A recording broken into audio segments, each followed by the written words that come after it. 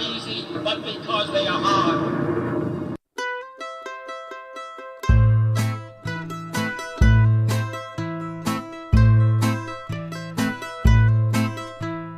Under the Masonic moon, plans were made by the bankers in the back room.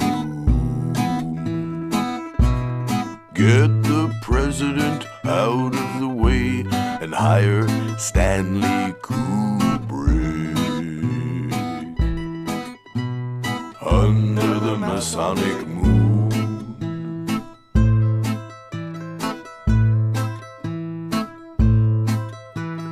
under the Masonic moon, everyone hoped that the boys would come home soon. One more day and they'll drop from the plane and splash into the ocean. Under the Masonic moon,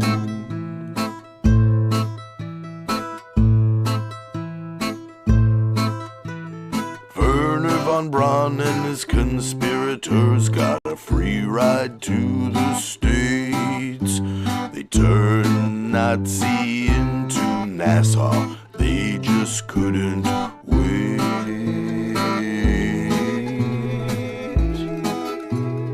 Under the Masonic moon,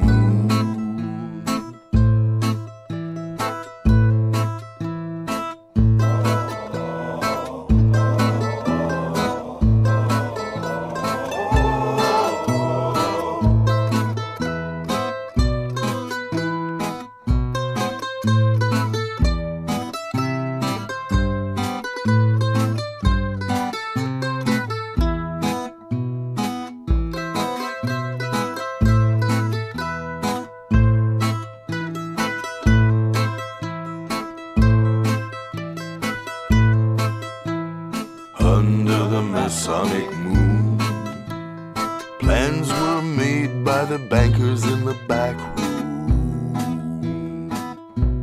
The owl sees into the night, and the secret will never be told. Contact light. Okay, engine stop. We copy you down, Eagle. Tranquility Base here. The Eagle has landed. Welcome, everybody. Welcome. Welcome to Armor of Truth Live, number 135. But today, we're going to get into some more education. Education for believers, non-believers. What's going on in your world? We're going to start this out with a poll question. Let's make sure that poll question is updated. Almost 100 votes in already. Well done. Well done, family. Well done. Good job. Okay, the poll question today is this. How do you see Agenda 21? Now, before I do anything here, let me go ahead and get that into the live chat. If you'd like to vote in this poll question, you can go to the link I'm about to post in the live chat. It'll be pinned to the top of the live chat. The question basically is, what is Agenda 21? All right, so the link to the poll question is in the live chat, and it is also pinned to the top of the live chat. So if you're on your phone or your device or your laptop, you can find that link at the top of the live chat. Otherwise, you can just navigate to the community section on this YouTube channel. Now,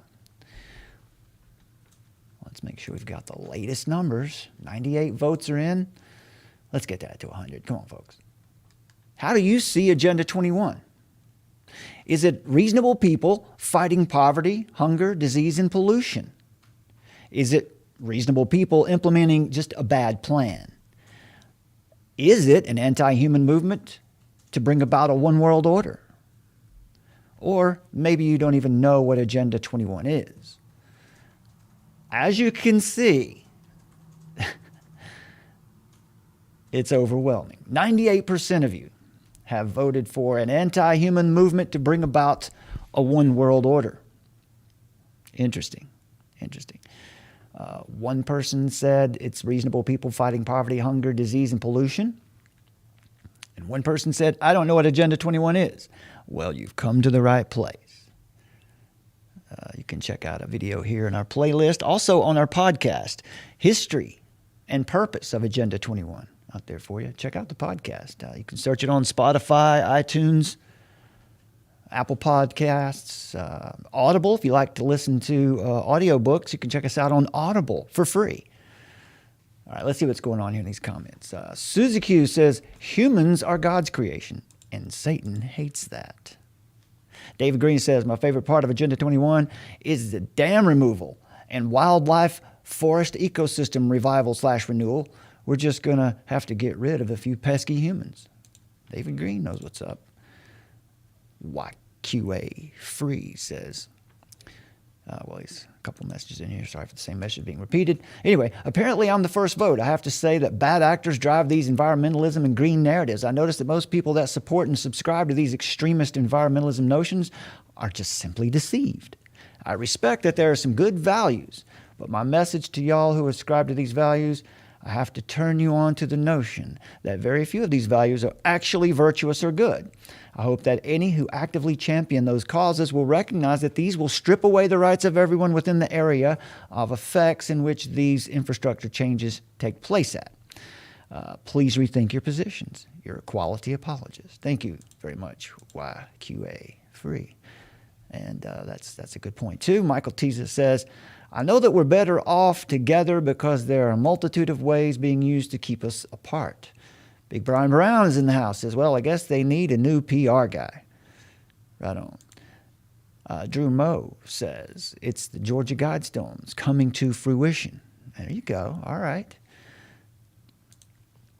Here's David Green again. It says, God and dams have been in the news a lot lately. I'm thinking it's a revelation. I see what you're doing there. David Green.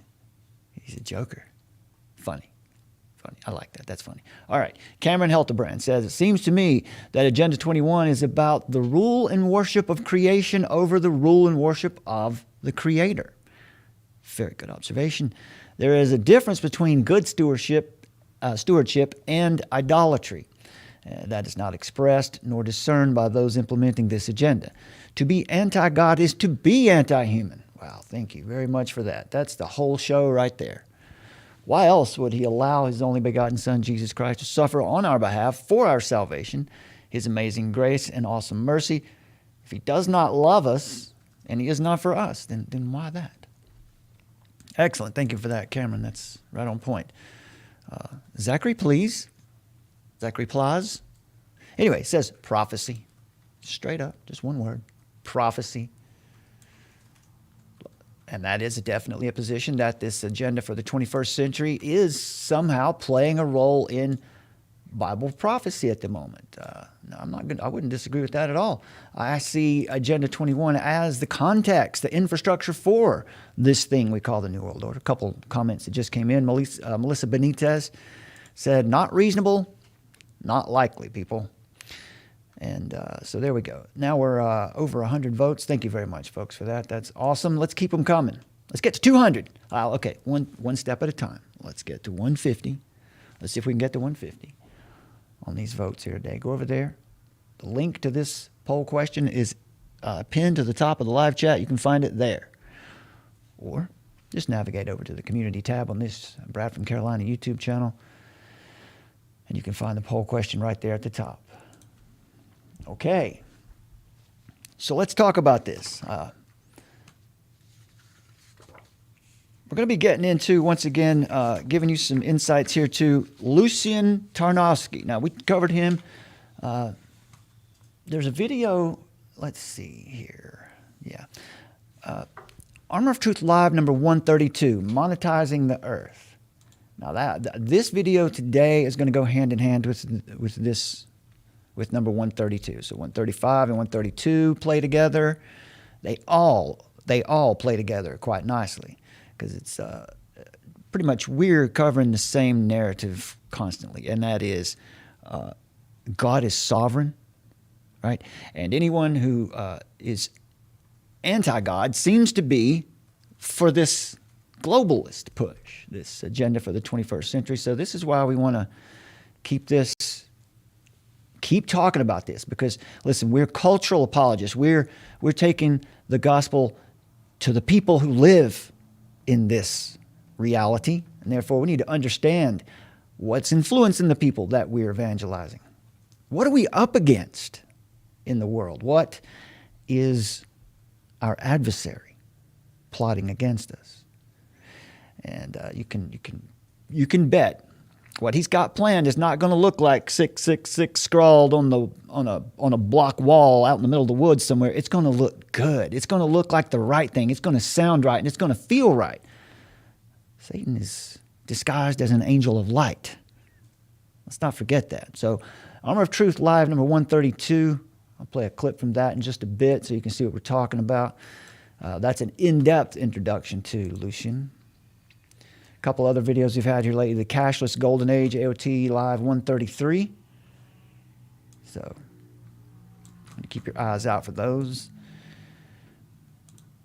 Before we get started here, let me remind you that we're currently working on a short, I don't know if it's short or not, but a documentary covering what we've experienced recently going to one of the charismatic, let's just call it the charismatic revival near here where we live, a couple hours away anyway. And we got some testimonies that are, they're excellent. They're excellent. They're excellent because what we wanted to do was to find out, do the people at this revival know who God is? Do they know Jesus Christ? And these interviews are quite telling. There is no theology. There is no Bible study, no Bible teaching, no discernment really offered at all at this recent Saturate, North Carolina revival that we went to.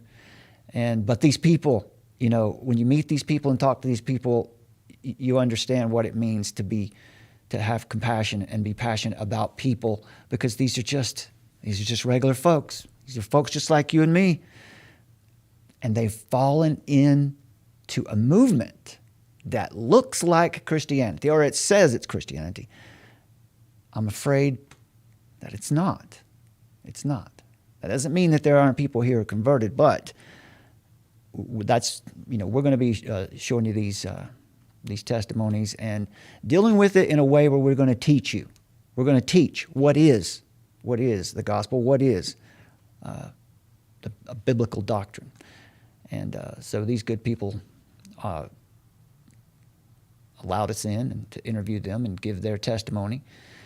So we'll look at that. Also, if you don't mind, check out Tracking Dystopia, Eyewitness 1, Takano in South Africa. Part 2, The Real Reason Joburg is Burning. You want to check that out? You're going to check it out over on Patreon. Now, tomorrow, all the folks who are patrons, in other words, subscribed, there's monthly, it's just $5. I've never changed it. It's just a $5 level. That's all we have. If you want to support us that way, here's another way to do it.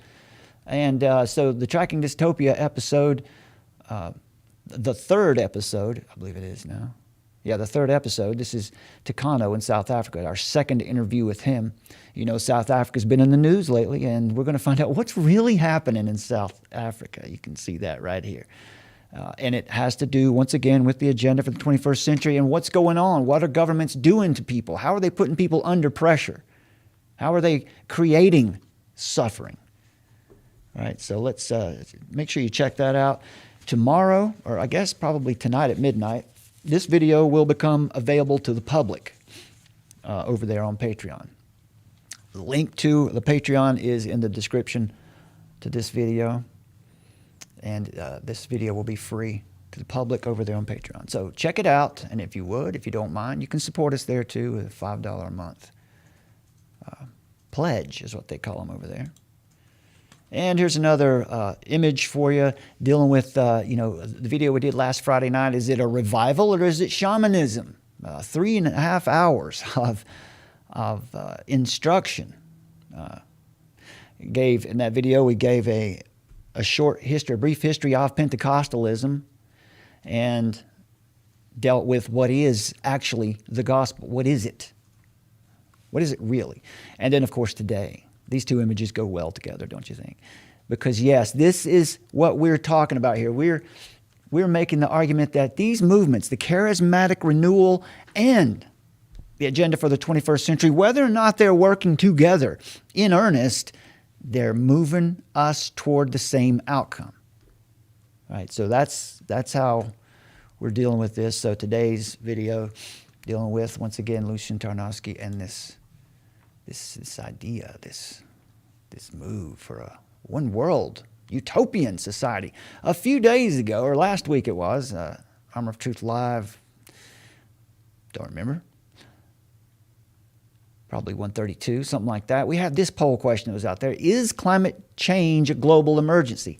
Look at that. Almost 250 people weighed in on this. 93% said no, climate change is not an emergency. Interesting, huh? Interesting. I had a few more comments that came in on that since then. Mandy Ray says, some research I want to get out about MOB that I've done. Research circadian rhythms, bioluminescent properties in luciferase. Some things that we can't talk about too much here on YouTube. She's referring to.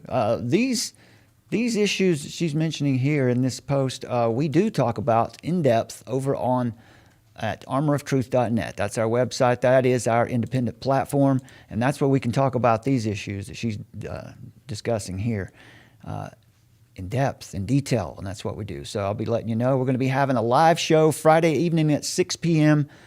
on the website, armoroftruth.net. You will see a video here that will remind you of that. So if you don't hear from us again before now, Lord willing, you will. But if you get busy and don't, just join us at 6 p.m. Friday evening for an uncensored chat about all of these things.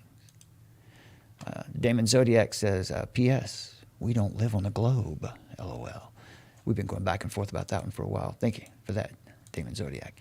Sonny James says, scientism is a global emergency. Not science, scientism.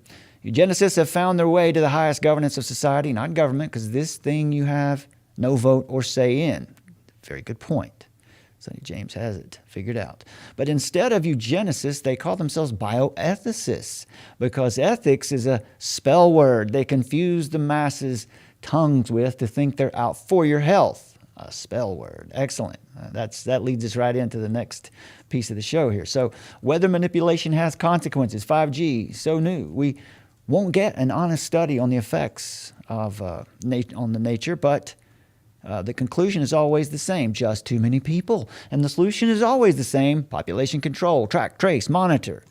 The sin stems all the way back to David, who didn't trust God with his kingdoms, people that was given to him by God, so he instituted the census. God's response wasn't as light as his response to the murder of Uriah, but caused unrest in his household until death. This is evident in America today. Despite all our ring cameras, alphabet agencies we can call, we're actually less safe, much more prone to violent crime, and our children are the most. Look up the popsicle index. And what do most families deal with? Dysfunction, constant unrest. The devil never fulfills his promises except to destroy your soul. There's a sermon from Sonny James. Thank you for that. That's on point. Trying to make sense of it all said, who's the silly guy or gal who hit the yes, we must listen to the UN plan? There are some people, and we're going to talk about why that might be. Jamie Glasson said, I don't think it's an emergency when the powers that should not be are creating all the climate issues. They have the control to stop places like Amazon, bring back factories to the U.S., bring back local jobs, and stop having to get things shipped from China. Don't they say travel is causing pollution?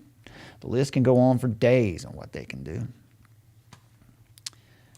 YQA there again was on this poll. It's good to see a 0 on option 1, but it did change. There was one person who did come in and say, yes, we need to listen to the United Nations on this. Reliance on Trust says, it is when it's being changed on purpose. So there's a poll question from the other day. Once again, folks, you want today's poll question. You want to be, sorry about flashing that up there. That's the end of the Masonic Moon song, so we'll get that out of the way. Today's poll question, once again, how do you see Agenda 21? 109 votes are in now. 97% of you are saying it's an anti-human movement to bring about a one-world order. 2% of you now saying, I don't know what Agenda 21 is. see if we have a couple more comments. Sustainable development excuses. Climate change excuses. All right. Eddie Vasquez says brainwash people into giving up the freedom so they can be more easily controlled. So we have a consensus here. Now, I'm sure we have a fairly biased audience here, but look at that. Come on. Now, here's what's interesting. Let's move on here to what we've got for you today. So what we're talking about underneath all of this, let's get this taken care of first. You can find one of these. You follow the link to their merchandise, to our merch. You can find this. You can get one of these yourself. We'll have more of those available for you soon. Stay tuned. So we're talking about here building an archetype. It's a kind of a game. We have different human mascots for different human subcultures. And the devil is clearly in the details. I have to be careful with that, because the last time I used that phrase in a video, for some reason, we got banned for a week. I'm sure it wasn't that phrase. The why behind the why. There's always a strategy for a final outcome behind the messaging. It camouflages itself to fit in and to hoist itself up as a unique leader within various movements and communities and genres, while always trying to conceal its true sinister intention. So, there's an antichrist spirit in the world. And it's unifying the globalism message, whether people are aware of it or not. Building the same pathways inside people's minds by using the victim's own, seemingly different touch points of identity. So what we're talking about here is you have to infiltrate and assimilate. This was, I've got a book back here, The Secret History of the Jesuits. It's on the shelf back here behind me. That's one of the mandates in the Order of Society of Jesus, the Jesuits, is to, now I'm not making the claim that every Jesuit is bad. I'm just saying the movement as it started out is a counter-reformation, and many of the writings that come from the movement are, well, they're telling. And one of those was in the Jesuit, in the oath, the Jesuit oath, where you're commanded to infiltrate and assimilate. In other words, become a part of the society that you're intending to change. Blend in and change it. And this is what we see happening in churches today. The charismatic renewal, this third wave that it's in now. If you see the video we did last Friday night, Shamanism at the Tent Revival, we gave a brief history of Pentecostalism. This is the church being infiltrated with mysticism. And it infiltrates and then it assimilates and it calls itself Christianity. Same thing happening here with this globalist movement. The aim is to look like your target audience and build a compelling archetype. This is also known as brand personality. And they will identify with and trust and then hence follow without question or suspicion. Now, recapturing the rapture. Let's see, I've got that here for you. So this is a book. Now, this is what I'm reading for you right now. This is coming from Summers Research. We'll get this up in a blog post on the website for you. And so she had found this book by Jamie Wheel, Recapture the Rapture. Rethinking God, sex, and death in a world that's lost its mind. And we're talking about infiltrating and assimilating. So this is another co-opting of the truth, takeover.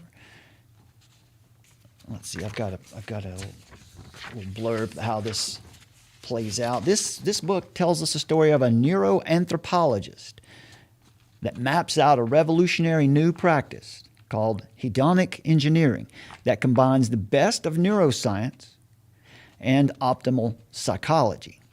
It's an intensive program of breathing, movement, and sexuality that claim is that it mends trauma, heightens inspiration, and tightens connections, helping us to wake up, grow up, and show up for a world that needs us all. So there's that phrase, wake up. You hear that a lot in the truth movement, don't you? When did you wake up? When did it happen for you? You see, that's there is a religion that's coming from our own movement here, this truth movement, which is just a part of my life. That's a part of my life. I'm a follower of Jesus Christ. I'm a converted, regenerate Christian. That's my foundation. But there's an ideology that's attached itself to the truth movement as well. And this is what we're talking about here. Infiltrate and assimilate, and then misdirect, and guide people right out of their own movement, change their minds, sully the message, muddy the waters. And so here, this book is an example of this at work, once again, even in getting the attention of Christians. Infiltrating and assimilating. Example of how this works: the client wants to reach multiple target audiences with his single message. You'll need to write in a different style in order to reach that audience. You need to write and behave, in many cases, in a different style to be able to reach that audience. For example, if you're writing ads, for example, how do you write to a classic rock audience? It's different from how you would write to a soft rock audience. You must know the group that you're wanting to affect. And the principles of marketing are obviously at work in this movement. How do you write to a country music audience? That's very different from how you might write to an R&B audience.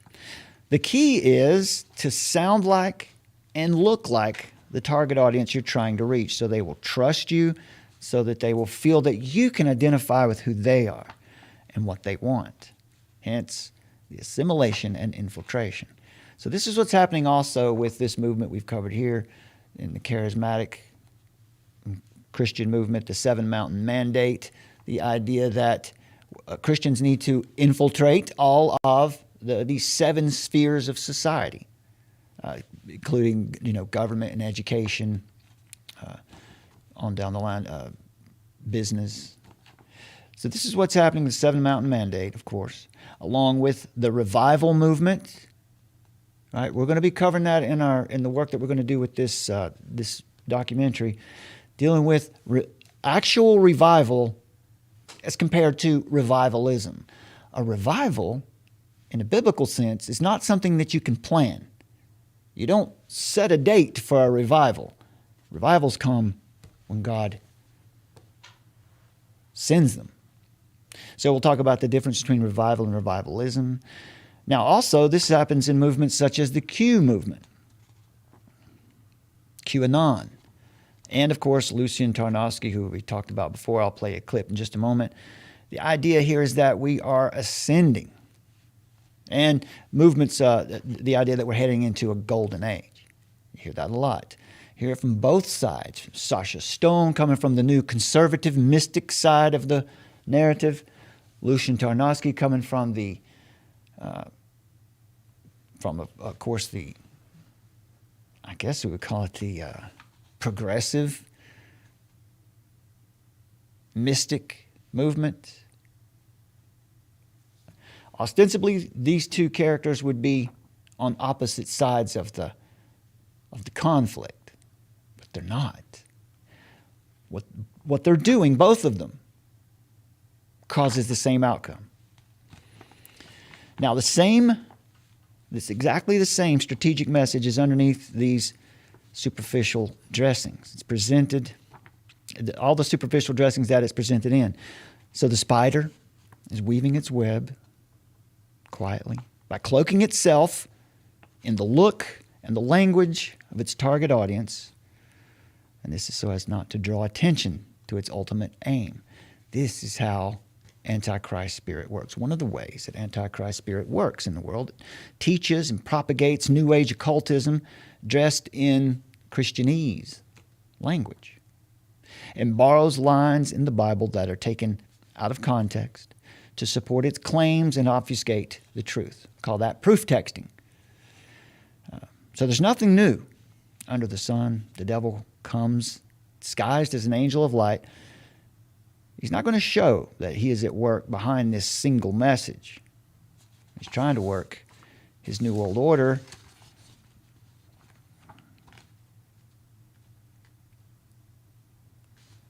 The great work, you've heard that term. All roads lead to Luciferianism, libertarianism even. You have to be careful with these political movements. This is a war for souls. Within each human movement and its genres, there are archetypes such as Elon Musk, Barack Obama, and now we have this Lucian Tarnowski, who's sort of under the radar. Hasn't shown up in the mainstream yet, but he's one of the golden boys of the sustainable development movement. Of course, Joe Rogan. You might think Joe Rogan's on your side. Be careful with that. Sasha Stone, this revivalism movement, religious movements such as Kingdom City, Bethel music, for example. But all of these lead to the same underlying programming pathways of globalism. They're all working for, whether known or not. This is Xanatos Gambit. I was talking about with our brother Days and Noah the other day. All of these movements, even when they seem to be opposed and working against each other and calling one another out in the media, they're working for the same outcome, whether they know it or not. And we can identify this also as the externalization of the hierarchy itself. Theosophy is alive and well in the globalist movement. Different teachings on world history, such as the Zeitgeist movement, of course, which was theologically, one of the worst documentaries dealing with religion that's ever been made. Just horrible. No foundation for any of the claims made, especially about Christianity. And once again, ideas, movements like the Seven Mountain Mandate movement, which wears a mask of Christianity. All of these being used to prop up and further a Luciferian agenda, quote unquote Luciferian agenda. All of this under the umbrella of strategic messaging. For example, Bethel Church, you see it right on their website, as on earth as it is in heaven. The as above, so below message seems to be loud and clear there. The revivalism movement, again, Seven Mountain Mandate. This is all, they're dealing with bringing heaven to earth. Jesus can't return until we take over the world. Now that's, you're not taking over the world. You're not doing it. And it's not a biblical procedure anyway.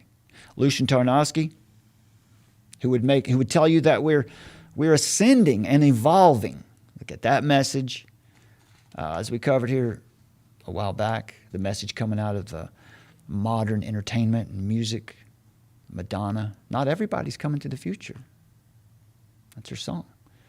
She's trying to tell you right there, not everybody's coming to the future. Sasha Stone, of course, just like Tarnowski, but from the other side of the net, as it were, ascending. Once again, that we're ascending, we're headed into the photon belt or whatever. Meanwhile, he tells you that he's about to go meet with aliens out in the desert. This is just another form of QAnon. So just trust it, right? Just trust it. You just sit at home and be quiet and trust the plan. Widespread cultural beliefs which say we're coming into a golden age. That's the message. That's the message that's coming out of both sides of this movement. Now, Lucian Tarnowski is a founding curator and executive director of Sivana, an open global society committed to working on humanity's greatest challenges. Sivana creates tools and resources for movements. Let's get him up here. There's his United Planet website. Sivana creates tools and resources for movements, communities, and multi-stakeholder initiatives to maximize their impact on UN's Sustainable Development Goals by 2030. Sivana offers as a public good, a community and collaboration platform purpose-built to achieve Sustainable Development Goal number 17 by increasing flows of knowledge, talent, and capital. All right, so that's a little bit about Lucian, who we're going to get into a little bit. I think I can play you that clip right now. Before we go into these articles that I have for you here about, what about, how is this movement infiltrating religion?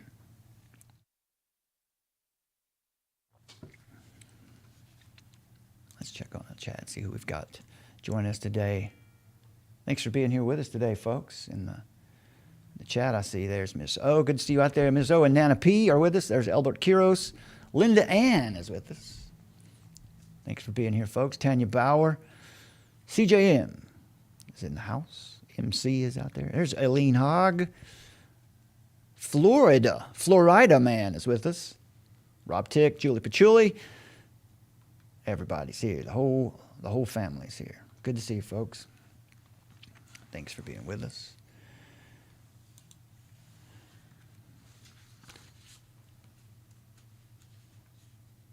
So let's look at what's going on, in the news about this. How is this being, what is the average person out there thinking about what we see going on around us? So this from SouthDakotaMagazine.com, Agenda 21, when common sense becomes conspiracy. When common sense. Now the idea here is, hey, it's settled science. Didn't you know? You didn't get the memo? It's settled science. Well, now, just as we saw in the comments there a minute ago, scientism is alive and well. Whenever you're not allowed to question what might be the science, then you're dealing with scientism.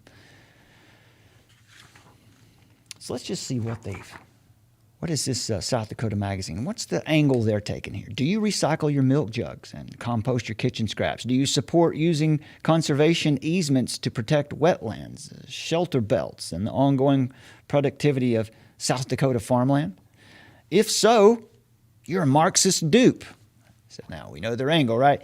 It's saying if you're someone who is a good steward of the earth and of the land, you're a Marxist dupe. See that they're going to set up a straw man. Anyone who questions the Sustainable Development Goals is someone who is a tinfoil hatter.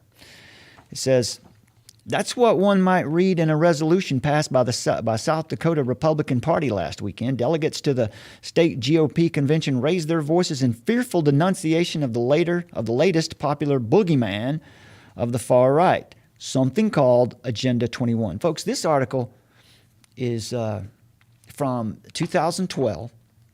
So I just want to give you an idea of how the rhetoric behind this has grown over the years. So as far back as recently, I guess, as 2012, they were already trying to divide us on this message. If you're not for this, then you're the bad guy. Same thing's happening today. If you're not for lockdowns, you're the bad guy. If you're questioning the science, you're clearly crazy, right? That's the message. So Agenda 21 comes, now this, obviously this, what I'm about to read, this is coming from South Dakota Magazine. So this is, let's see how they picture this. Agenda 21 comes from the United Nations, but it's no secret. Agreed. No one here ever said it was a secret. It's very plainly out there. The United Nations posts it publicly on their Sustainable Development website. Yes, they do. Let's see where we got it here. Yeah, there you go. Yeah, just so you know, there you go. I'll use their link. Yeah, there's unitednations.org/ESA/DSD/Agenda 21. You can search it. It's very easily found. Yeah. No one ever said it was a secret. Nobody ever said this was a secret. It comes from the 1992 Rio Conference. This is true. It's a non-binding plan. Now we're getting into something. Corey Allen Heidelberger, writing for South Dakota Magazine, is telling us it's a non-binding plan. What does that mean? He doesn't tell us what that means. I'll tell you what that means. A non-binding plan means that we're just going to put it in place. You're not going to vote on it. It's not going to go through your government, not your federal government.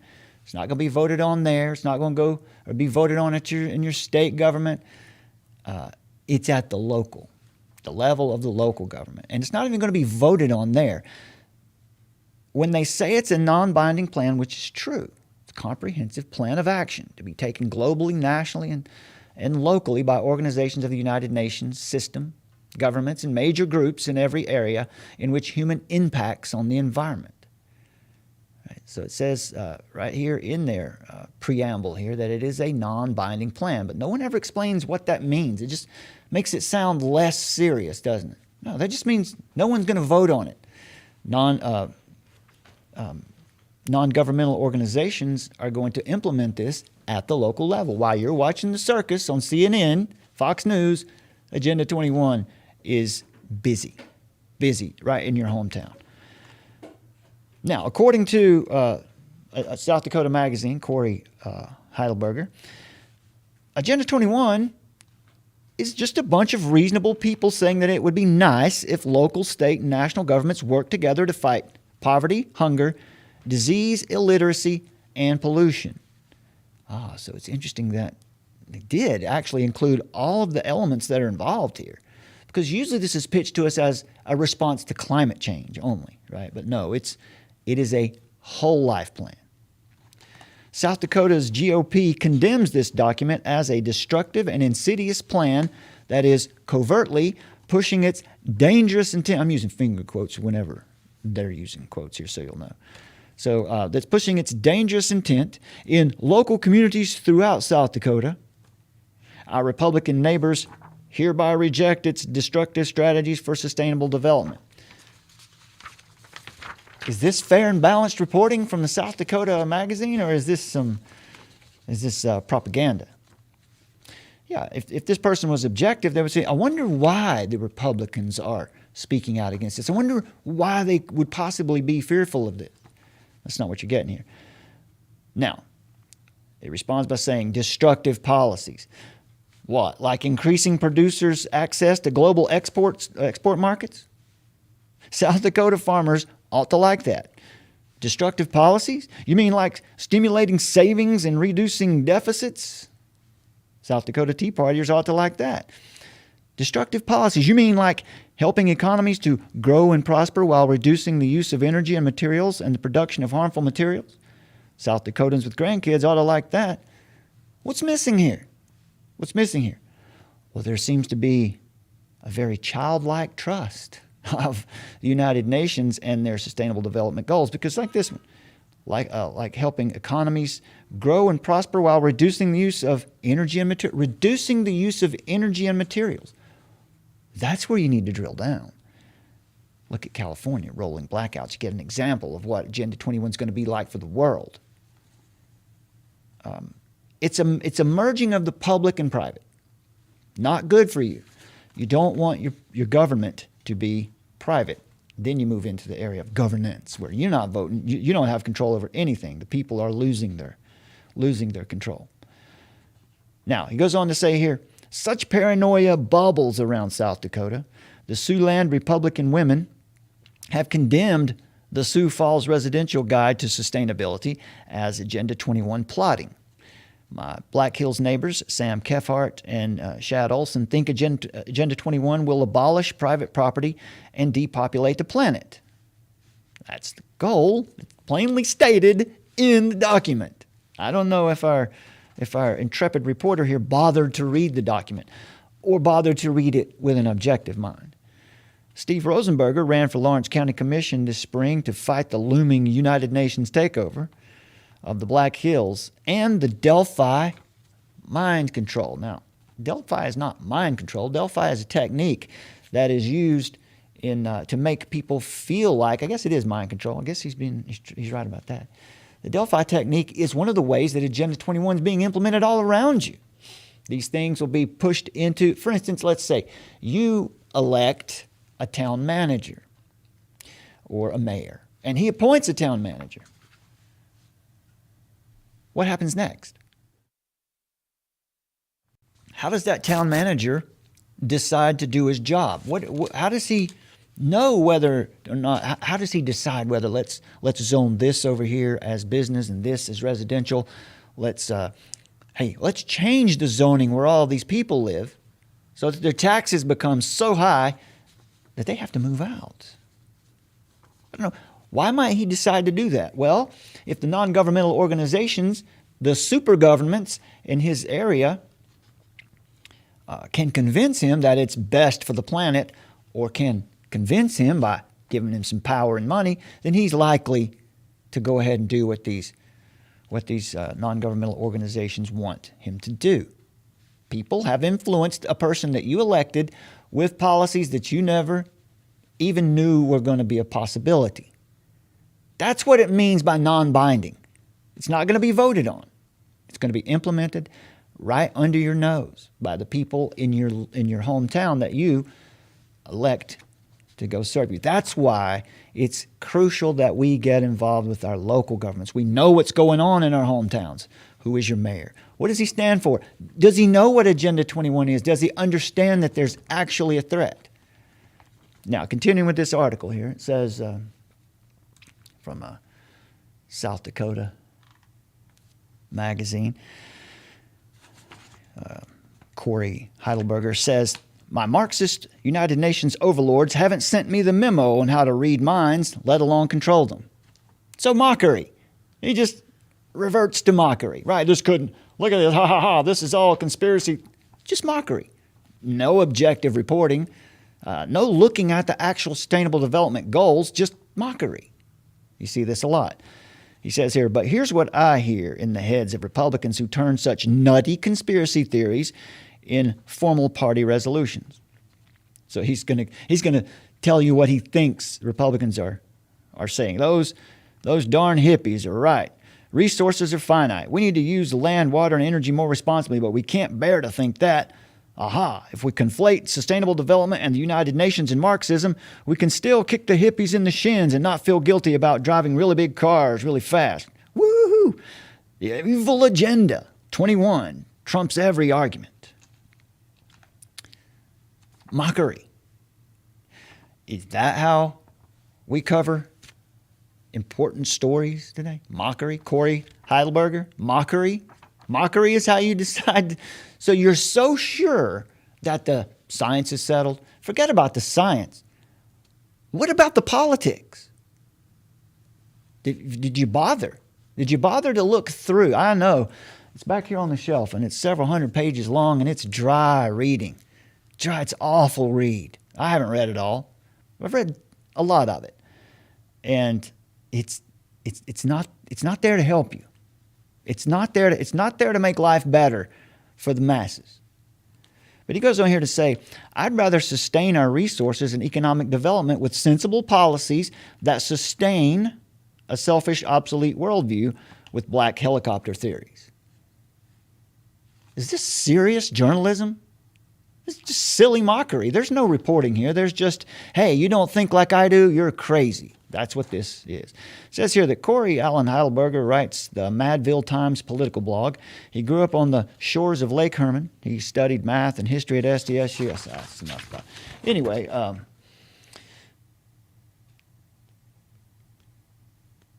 so his points here are he thinks it's a great plan. Here's what I want to do right now. I want to take you into the comments under this post.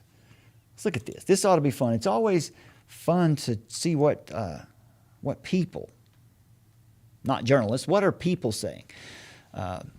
This from back when this article was written. It says here, now you get an idea of where the movement is, how far it's moved down the line. Are people accepting it? Georgine Scott here says, in response to the article, says, "I find it truly amazing how people with so little information are willing to annihilate those who have a differing opinion. It makes me wonder how these people can be so arrogant as to think they have reached the ultimate truth by doing so little research on a subject." Now, first of all, up to this point, we don't have any idea what side she's on, do we? But what she said so far is right. She says, "Amazing. Okay, here we go. Too bad this author didn't even scratch the surface of where this Agenda 21 policy comes from or what it's about." Thank you, Georgine Scott, for keeping it real. She said, no conspiracy, just truth, and a total disservice to the public. When the public eventually learns the deceptive means the Agenda 21 plan was implemented by, they will think you're a fool. It's no conspiracy. Well, it is a conspiracy by definition. People, two or more people working for a plan that's not obvious to everyone else, that's a conspiracy. But anyway, as you seem to need to make people believe in order to believe your story. It's all on the internet, and they can read it for themselves. Not just on the internet. You can get the book. You can get the book for yourself. I'm so sick of these stupid stories that try to frighten or manipulate the public into believing something that isn't true with no proof. So just look up Agenda 21 and read the document for yourself. And then go to ICLEI's, I-C-L-E-I's, website to see how it's distributed in the United States by the local Agenda 21 planning guide. Georgine knows what she's talking about. She says, no need to pretend who's right when people can read the truth for themselves. And Heidelberger responds. The author of the article, the writer of the article, says, oh, Georgine, you don't get to keep the conspiracy theory alive by telling everyone who debunks it that they just haven't read enough. I've read the truth myself. There is no there. Crying Agenda 21 is an easy dodge for people who would rather go on mythical crusades or reenact Red Dawn than engage in ongoing study and debate of real, practical, complicated local political issues.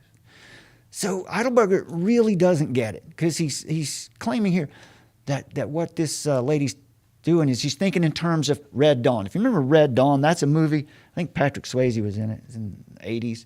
And it was during the Cold War. And the idea that the Russians had invaded the United States, or taken over the world. No, that's not what this is. That's not what we think this is, Corey Heidelberger.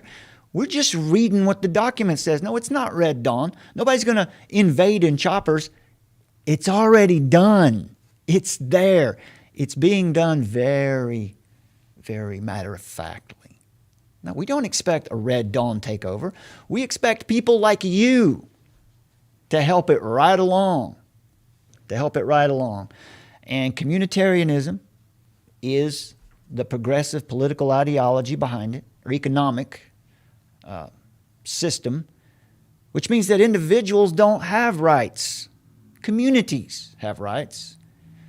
Does that sound right to you, Corey Heidelberger? Does that sound right to you? Maybe it does. Maybe you are a communist at heart. But you know, communism and fascism meeting together, that's Agenda 21. No, it's not a Red Dawn scenario. It's a scenario where over a couple generations, an entire way of life is destroyed. It's not an invasion, at least not an immediate invasion. It's a very slow takeover. Floyd R. Turbo said to Georgine, well, if it's on the internet, then it must be true. Now, there's a logical fallacy. Yeah, you don't believe everything you read on the internet, but just because it's on the internet doesn't mean it's true, because if we followed through with that, then everything the author just wrote here in the article is not true. So anyway, there's some terrible logic. Anyway, Jeff Hogan said, read the essay I wrote, available on the attached website, and see if you can discredit its assertions and the Agenda 21 Sustainable Development case studies. Your obliviousness is palpable. So I wonder if Corey kept on responding to the people who are challenging his position. Tom here said, let's say the United Nations and their Agenda 21 is a good thing. Even if it is, why do we need an outside entity to come in and tell us how to run our country? Now, here's a good point. Corey Heidelberger, I would like for you to consider this. Would you prefer to have a global government thousands of miles away from you determining what is best for you in your bathroom? What is best for you on your highway, on the highway that you drive to work? Would you like for someone thousands of miles away to be deciding what's best for you in your kitchen? That's Agenda 21. That's what it is. That's part of it. Tim H. here said the United Nations, the Democratic Party, and Obama are the biggest threats to our freedom. Now remember, this is a pre-Trump world where these people are living in here. And Obama are the biggest threats to our freedom since Hitler. Wow. Tim said. Anyone who listens to and agrees with their propaganda should be sent to re-education camps now. Tim. Just like they would have the non-believers do. And he's right. And boy, how prophetic is this comment here?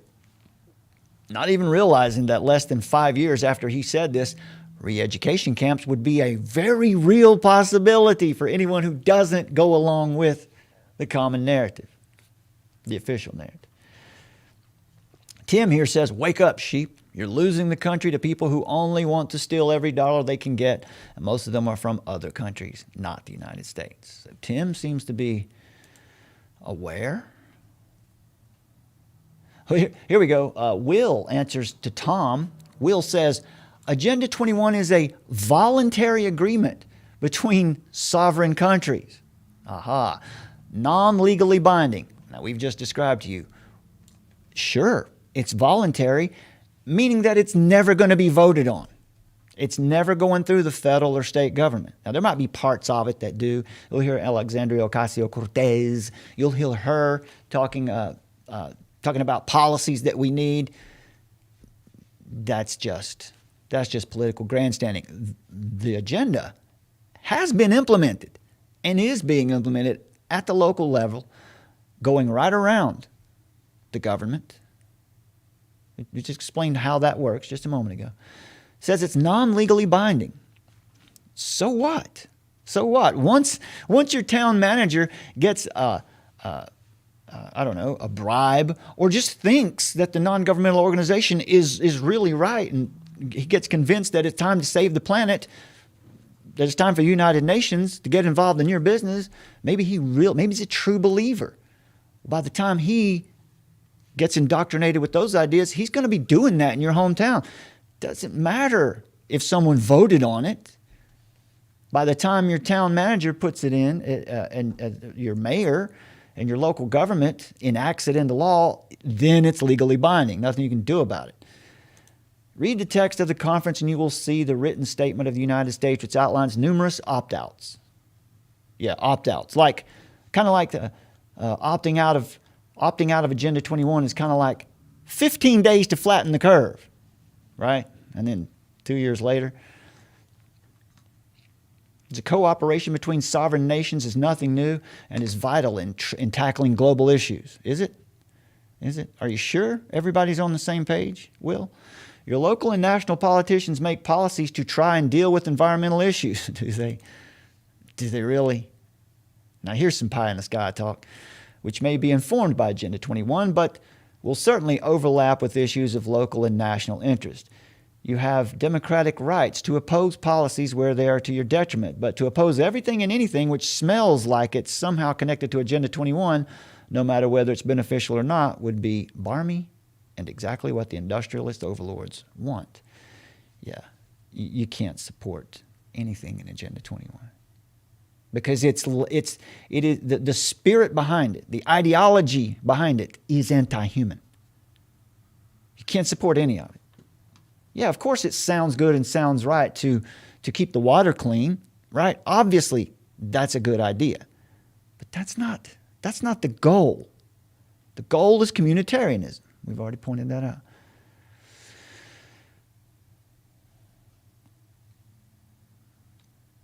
So anyway, more back and forth here. I just wanted to share that with you because it was pretty interesting, I thought. Now, faith-based organizations are uniquely placed to support United Nations 2030 agenda. All right? So part of the title today was how are religions, I was going to say Christianity, but it's all religions are being pulled into this.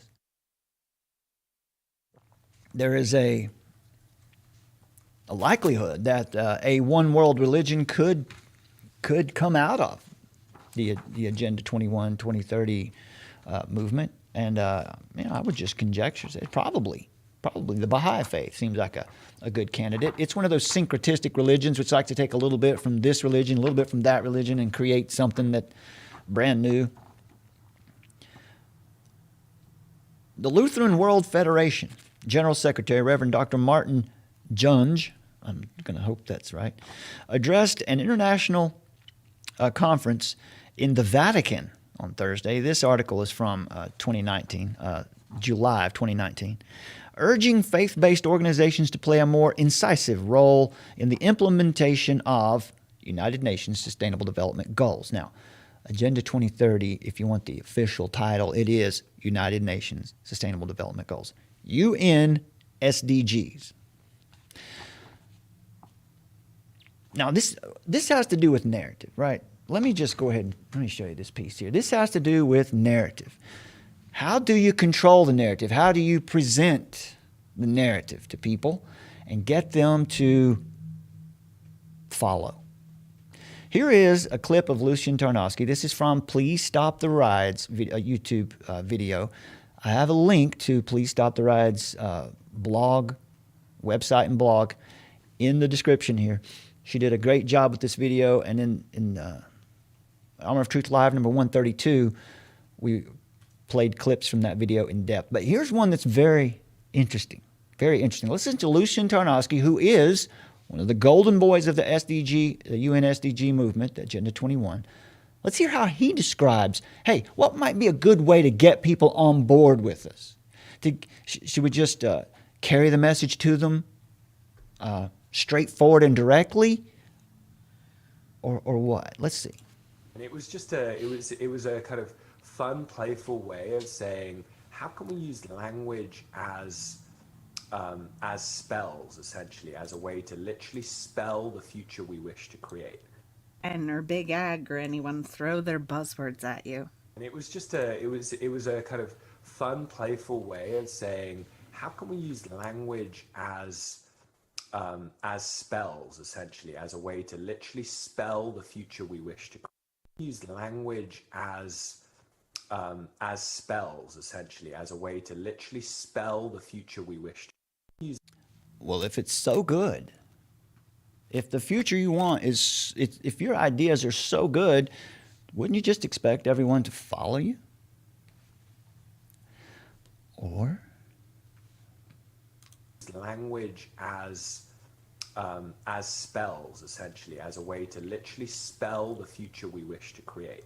Because yeah, there's me. Well, I'm a little put off by that as well. So, yeah, language is spells. Okay. Of course, Lucian Tarnowski is, he's a hermeticist, which means it is Luciferianism. Same thing. There's only two sides. And the idea of neutrality is a myth. No one's neutral. You're either on God's side or you're on the side of the adversary. And if you haven't chosen, you've still made the choice. You're on the side of the adversary. So Lutheran World Federation leader was among some 400 representatives of different faith communities taking part in a 3-day conference on religions and the Sustainable Development Goals, listening to the cries of the earth and of the poor, quote unquote. That's what the 3-day conference was titled, Religions and the Sustainable Development Goals, listening to the cries of the earth and of the poor. The cries of the earth. Right? Do you sense the idolatry? Now Lutheran World Federation, that is ostensibly anyway a Christian organization. They are far more Catholic, Roman Catholic these days. But in the March event in 2019 was organized by the Vatican Dicastery for Promoting Integral Human Development and the Pontifical Council for Interreligious Dialogue. Wow, what are these organizations? In his presentation as part of an interfaith panel, Ecumenism, Reverend Junge, I guess that is, spoke about the United Nations agenda for the year 2030 with its slogan, "Leave no one behind." Comparing it to the biblical parable of the shepherd who sets out to find one lost sheep. He said this message, quote, resonates well with the Christian community as it reflects our deeply held faith convictions and practices. Does it really resonate well with the Christian community? Private property is a biblical concept. Read the Ten Commandments. Private property, meaning yourself too, meaning your own body. Bodily autonomy is a biblical concept. Nation states, nations, is a biblical concept. The vision of ensuring that no one is left behind in the implementation of the developmental goals stands in stark contrast to the prevailing logic of exclusion, the General Secretary said. So you can see this Lutheran World Federation is very much in sync with the Roman Catholic system, which is very much on board with UN SDGs. Churches, he says here, churches need to be straightforward in stressing that a development paradigm that operates on the basis of exclusion can't be called development, he said, adding that we'd rather call it for what it is, exploitation.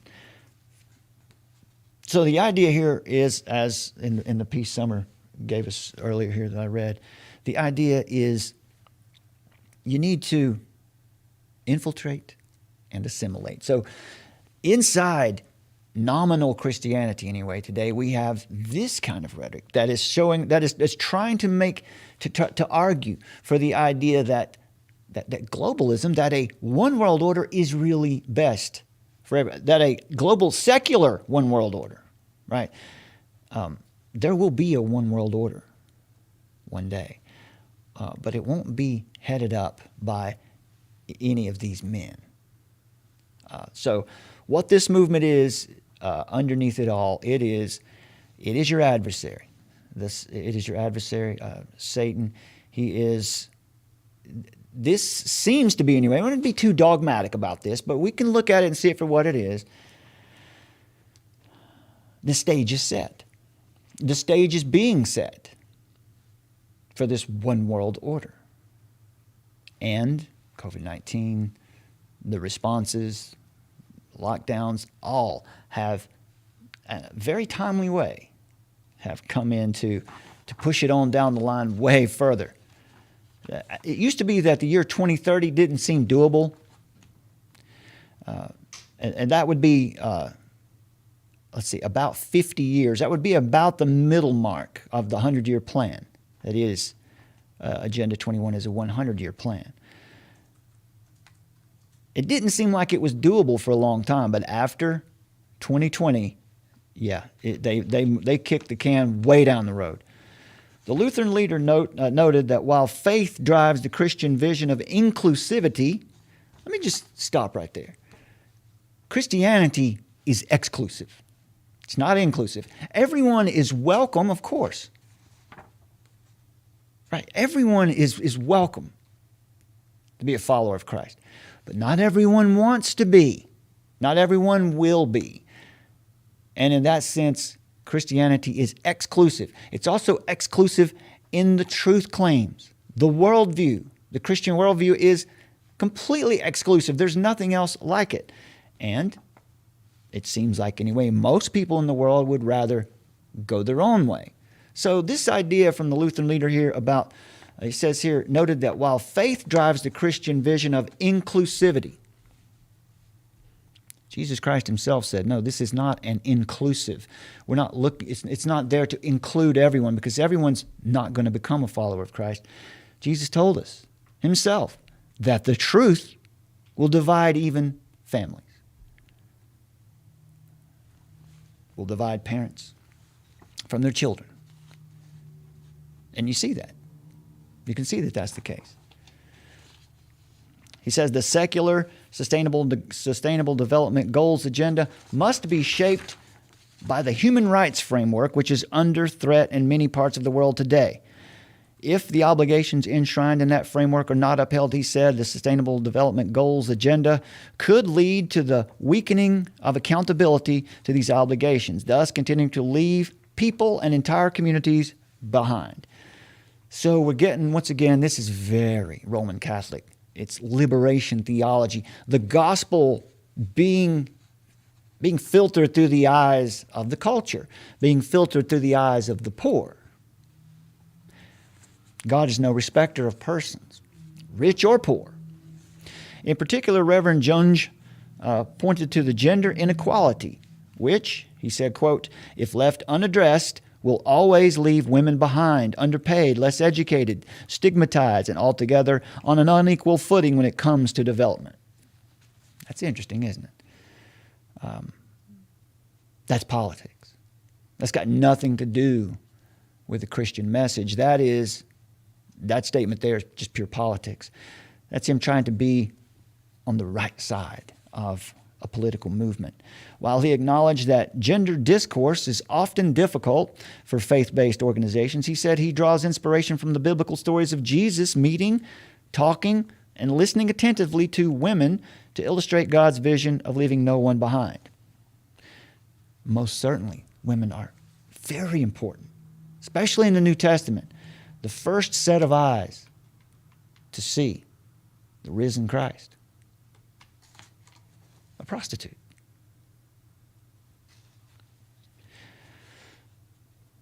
The woman at the well, sent to carry the gospel to her whole tribe.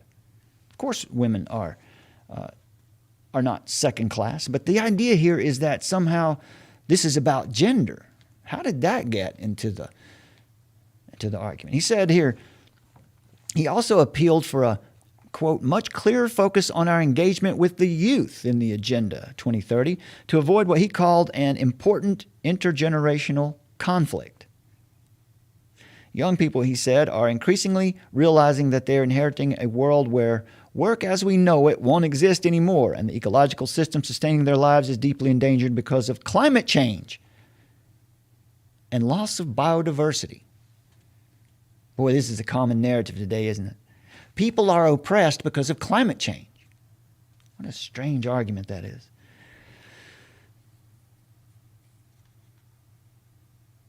So it is interesting here that they're, under the guise of Christianity, they're trying to make arguments here to support the move for a globalist, one world government. And listen, those who are going to say, Agenda 21 is not about one world government, you're a crazy tinfoil hatter. Read the document. It will dissolve borders. Right? And I know libertarians and anarchists would say, hey, that's a good thing, dissolve borders. You don't want that. You want a Walking Dead scenario? Is that what you want? Because that's what will happen. Man's heart is evil. Man's heart is wicked. This hierarchy that God has established and allowed, where we have leaders, governments, whether they're good or bad, it's necessary. He says here, I want to strongly advocate for a much clearer focus on children and youth in the Agenda 2030. Get it here? Infiltrate and assimilate. The language he's giving us here tells us that at least the Lutheran World Federation, a nominally Christian organization, seems to have been infiltrated, and the message is now assimilated. It's part of the gospel. False, that is. He says we're heading toward an intergenerational conflict. Youth is increasingly realizing and experiencing that neither the economy nor the ecology are working for them. Stakeholder capitalism. See, this is the idea. If you can convince all of these young people that they have a stake in this movement, then it's not only about your investors, and it's not only your investors that can move your corporation forward. It'll be the will of the people will be behind you. Dr. Junge praised the leadership of both the ecumenical patriarch Bartholomew and Pope Francis, without whose encyclical Laudato Si, he said, the Paris Agreement could hardly have been achieved. So this is talking about the Paris Agreement, which Donald Trump removed the U.S. from, removed us as a signatory. Both of them constantly remind us of our role as stewards of God's creation and point to the deep conversion and transformation that is needed and which faith-based organizations are uniquely placed to support, he said. And that's the title here of the article. Faith-based organizations are uniquely placed to support the agenda for the 21st century. What does he mean by that? Well, last October, the Lutheran World Federation launched its own global ecumenical initiative called Waking the Giant, focused on building the capacity of churches to contribute more effectively to the 2030 agenda. Why are you... Let's rewind for a second. What is the reason they're growing churches? Launched its own global ecumenical, that means all faiths, all religions are welcome under the roof because we worship the same God after all, right? Wrong, we don't. Interesting. He said this global ecumenical initiative called Waking the Giant focused on building the capacity of churches to contribute more effectively to the 2030 agenda. What about the gospel? Where's Jesus? We want to increase our attendance so we can help affect the agenda for the 21st century? You see how the Seven Mountain Mandate and the Sustainable Development Goals work hand in hand, don't you?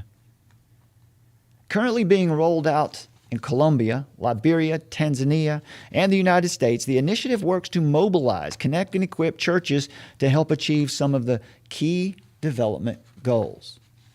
To mobilize, connect, and equip churches to help achieve some of the key development goals. Now, I ask you this. Have you, at your church, have you seen any evidence of your church wanting to or acting to promote the agenda for the 21st century? Or maybe it would be more subtle. They wouldn't use those terms. They would just, green. The green movement. Of course, there's nothing wrong with conservation and being a good steward of the planet, but you have to be able to tell the difference between that and this.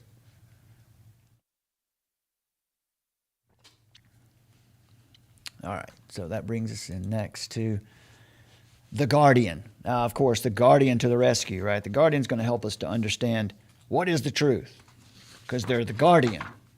They're there to guard us, right? So this article is really about Malcolm Roberts, member of Parliament, I believe. Malcolm Roberts' belief that sustainable development is a disguised attempt to impose global communism has entered U.S. mainstream politics, and it could be here too. So I think we're going to get the same position from Jason Wilson here as we got from Corey Heidelberger. Protect the movement at all costs. Call anyone who doesn't agree with you crazy. That's how we win this thing. Does that sound right? Malcolm Roberts promised and Malcolm Roberts delivered after announcing on Facebook that he would address the threat to Australian sovereignty from Agenda 21. So, Australian politician who was concerned about what he was seeing, apparently. He raised it in his first speech as an Australian senator after extended remarks intended to refute the scientific consensus on climate change and a comparison of himself to Socrates. Okay, so right off the bat, mockery, right? Let's tear down the person we're about to quote for you before we give his quote. Right? Compares himself to Socrates. What's the context between that? In that, anyway. So, after extended remarks intended to refute the scientific consensus of global warming, is it really a consensus? No great percentage of scientists out there disagree with this? Yeah, it's pretty easy. It's because it's in the mainstream. It seems like there's a consensus, like this science there's a scientific consensus on this. But if you move outside the mainstream and you take a poll of scientists, you see a different story. There is another narrative, folks. You don't hear it very often. Hopefully, you hear it here. Anyway, the report goes here that Malcolm Roberts said this: people are waking up to the United Nations destroying our national sovereignty through implementation of UN's 1975 Lima Declaration. That's the meeting in Peru. What is that? 17 years before the 1992 Rio Declaration, where the agenda got its official start. Anyway, He says people are waking up to the possibility of Australian national sovereignty being destroyed through this movement of global governance, often known as Agenda 21, more recently as Agenda 2030. Roberts said that following the then Keating government signing the Rio Declaration in 1992 in the United States, of course, it was George H.W. Bush that signed us on, and it was Bill Clinton that kept us on, and we've been there ever since. So you can see it's bipartisan. Anyway, it says it has been sneakily implemented by ministers of every government since, under the guise of biodiversity to steal property rights, sustainability to pass regulations controlling people, and climate change to push foreign control using unlawful agreements like the Paris Sham. For these and other reasons, Roberts wants Australia to leave the United Nations. So Jason Wilson, the author of the article here, says, what's he talking about? He says, in reality, the Rio Declaration is an entirely non-binding and voluntary agreement. So whenever you hear somebody talk about Agenda 21, Sustainable Development Goals, United Nations, SDGs, and when they tell you it's a non-binding, completely voluntary agreement, is it? Did you volunteer into it? Did you get a vote? Did you get to vote on whether or not Sustainable Development Goals would be implemented in your hometown? Did you get a vote for that? No, you didn't, because you don't vote on it. That's what non-binding and voluntary means. It means you just influence people. Non-governmental organizations influence local officials to implement these goals. So he goes on and he says, it's a non-binding and voluntary agreement which 178 countries entered into at the Rio Earth Summit almost a quarter of a century ago. It's to save the earth, so it has to be good, right? He says its aim was to promote a vision of sustainable development by combating poverty, disease, and overpopulation, fostering overpopulation. See, there's a problem already with this. It's such a good thing because we have to promote a vision of sustainable development by combating overpopulation. Where? The whole earth. See, there's not a problem with overpopulation on the whole earth. Some places are overpopulated for sure. There's plenty of room for everybody that's here. There's plenty of room for more. So the overpopulation argument, it doesn't stand. Anyway, he says that this movement fosters conservation, atmospheric protection, pollution controls, and biodiversity. Pollution controls, sure, means that you're not going to be allowed to drive your car, but let's say 10 miles a week, maybe 20 miles a week if you have a job in another city. Stack them and pack them. You want to a vision of sustainable development, combating atmospheric protection. Yeah, you want to keep cars off the road. You want to make sure that everyone is living in a city, a smart city, where you can be easily tracked and traced and kept up with. He says, and by establishing a greater role in all of this for non-state actors like women's groups, young people, NGOs, and business. It also promoted local participation. Many cities and local authorities around the world have signed up to ICLEI, also known as Local Governments for Sustainability. This is the organization that's actually getting this thing implemented in your local town. Let's see if let me just stop right there. Yeah, so ICLEI.org. There you go.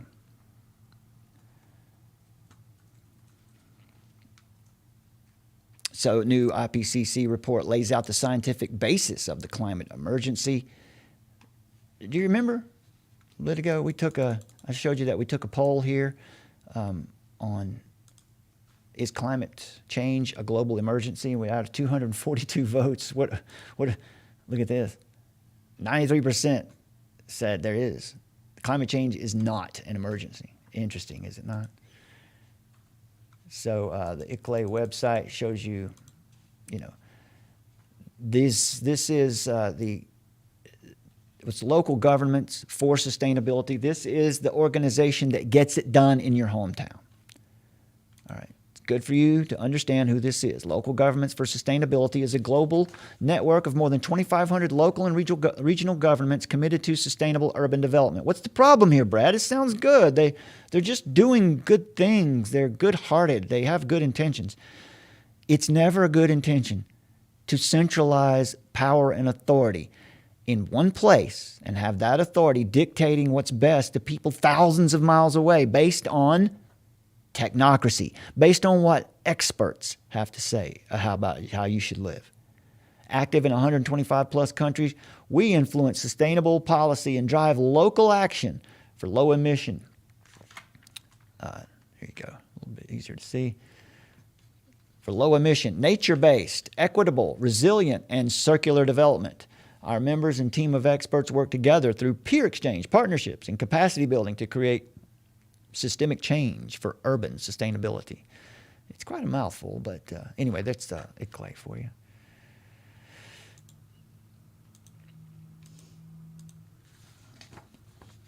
The main thrust of most of those conspiracy theories, says Jason Wilson here, once again. Nevertheless, almost as soon as it was inked, Agenda 21 became the focus of a conspiracy thinking, which at first mostly came from the far right. He says here, it's not a treaty, does not override national sovereignty. Really? Have you read the document? Dissolving borders is overriding national sovereignty. And he says, and it does not allow the United Nations to dictate what governments do. No, the United Nations won't. It'll be the non-governmental organizations who answer to the United Nations. He says it has no legal force, it doesn't have to, and is not intended to be implemented in a top-down way. Of course, he's right about that. It's going to be implemented from the bottom up. How? Public-private partnerships. Let me remind you, why is public and private acting? Why is merging the public and private together? What does that mean, first of all? First of all, that means your government merging with private corporations for outcomes, to create outcomes. That's one way Agenda 21 is being implemented from. He would say this is the bottom up, but bottom up really means the people decide. Well, this is not the people deciding. This is corporations and governments together deciding. That's fascism. That is a recipe for fascism. But of course, what they want here is a mixture of fascism and communism. You know, a benevolent despotism, if you will. So he's saying here that it's implemented not intended to be implemented in a top-down way, and he's absolutely right. It comes from the bottom up. Why is public and private not good for you? Is the point I'm trying to make. Well, when your corporations merge with your government, pretty soon you have no say-so. It's not government anymore, it's governance. You don't get a vote. It's just the policy. You see, like Walmart has a policy. If you don't want to behave according to their policies when you're in their store, they can boot you out. That's how governance works. And that's how governance would work on a large scale as well. You don't get to decide. You as an individual have no rights. Your community now has the rights. This is why I keep saying over and over, nobody's coming to take your guns away from you. You're going to hand them over willingly, some of you. Because it's going to be too difficult to live outside of whatever community has been prepared for you. So in order to live in the community where your food will be delivered to you, where you can spend your money or your credits because you've got a good social credit score, you'll give your guns up to be a part of that new community. That's how it's designed to work. And this is why it's like boiling a frog. It doesn't happen overnight. It happens slowly over time. Nobody's coming to take your guns away. You're just going to give them up. You're going to give them away. You're going to throw them in the river, whatever it takes, so you can live in that convenient community. That community where all your conveniences, where you're safe and everything's convenient, like a prisoner. Nevertheless, almost as soon as it was inked, Agenda 21 became the focus of conspiracy thinking, which at first mostly came from the far right. Now, So he says here, the main thrust of those conspiracy theories echoes Robert's remark to the Senate. He says Agenda 21 is in fact a United Nations plan to deprive nations of their sovereignty and individuals of their property rights. So why all the mockery? Why not just address that point? But you see how so-called journalists are handling this issue. Mockery. Why would that be? Are they true believers? Or are they just trying to keep their job? Right? Because you can't speak out against these things and work for a mainstream outlet. You can't do it. On the fringes of the right, a benign agreement encouraging social and environmental stewardship became a disguised attempt to impose global communism on free citizens. Tom DeWeese, an American right-wing activist who heads up the American Policy Center, was one of the earliest critics of the agreement. He has remained consistent in his claim that sustainable development is, quote, a utopian socialist nightmare. And that's what it is. Like Roberts, DeWeese wants his country to pull out of the United Nations and also cites the erosion of national sovereignty and property rights as the main dangers posed by Agenda 21, which is voluminously attacked on his website. I would just ask you, in the years since 2016, how has Australia fared? You know, as far as freedom, sovereignty. Are they doing better today or worse? The John Birch Society, now we're going to pull a straw man out of the hat. The John Birch Society, infamous for its decades-long crusade against imagined communist conspiracies, also played a key early role in pushing the idea that Agenda 21 was communism in another guise. Now, we don't say that. It's not communism. It's not fascism. It's not socialism. It's communitarianism. It's a new, more enlightened way of progressive government. During the late 1990s, the burgeoning militia movement in the U.S. took the view that Agenda 21 was part of a grand plan to institute a one-world government. Interesting, right? Because we just took a poll, didn't we, on that very question. What do people think about Agenda 21? So we got 120 votes in now. Out of 120 people, we've got 97% saying, well, the question is this, folks. How do you see Agenda 21? I wonder if I can... how do you see Agenda 21 or 2030 out of the Green New Deal? How do you see it? Is it reasonable people fighting poverty, hunger, disease, and pollution? One person said yes to that. Is it reasonable people who've just got a flawed plan? One person agreed with that. Is it an anti-human movement to bring about a one world order? 97% of you said that. And a couple of you said, I don't know what Agenda 21 is. Let's check in on these comments and see how these are going so far. No new comments. Here's one. Rusty Shackelford's in the house. These beastards here have had truly free energy since Nikola Tesla. They're corrupt and need to be held accountable. Think about every time you tripped over a cord. Wasn't necessary. Nikola Tesla had free wireless electricity since the early 1900s. To make matters even more deplorable, all the resources on our plane are renewable. All of them. Gasoline, gold, silver, etc. That's how deep this goes. They have robbed humanity, made merchandise of men and women, and lived the high life. Vengeance is mine, saith the Lord. Not my problem, but that's what happened. Rusty Shackelford dropping some knowledge in here today. Thanks for that. Let's see. Don't miss anybody's comment. Here's another one. Emma Peel says the idea of less poverty and pollution, more green, natural living is good. Right. Absolutely. Who would disagree with that, right? But then Emma says, but the people and plans are fake, nonsensical. It's still giving power to a few for the benefit of billions. It's a good point, right? Centralized government. David Green, sustainable environmental development seems like something God would be a part of, right? Big Ned is out here. Big Ned says, seems like the green guys are taking the front stage via emergency global warming, save the planet, Mother Gaia and all that, New Age philosophy, pushing all civil rights to the side for a greater good of the earth, serving Jesus and biblical principles will begin to become the emerging enemy against the New World Order of things. Big Ned's got it figured out. But nevertheless, we can trust and depend in the truth of the living word of the Almighty God. Peace, Brother Minister. Thank you.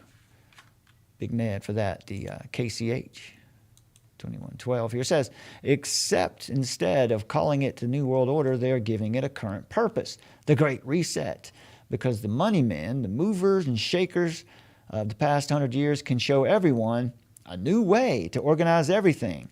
Satanic men and their evil agenda. What could go wrong? Put on the whole armor of God because we're going to need it. Good point. Yeah, there's YQA. We read that one earlier. All right. Thanks for the comments, folks. Go ahead. Leave us some more comments. Get your comment in there. Go over there and vote in the poll. It is pinned to the live chat. To the top of the live chat if you want to get in there. Tell us what you think. I'll keep trying to check these comments and see what you guys have to say. Good comments, folks. Thanks for making the poll successful today. 124 votes. That's nice. Let's see if we can get to 150 before the end of the show here. Okay. So moving backwards here as we go back in this article.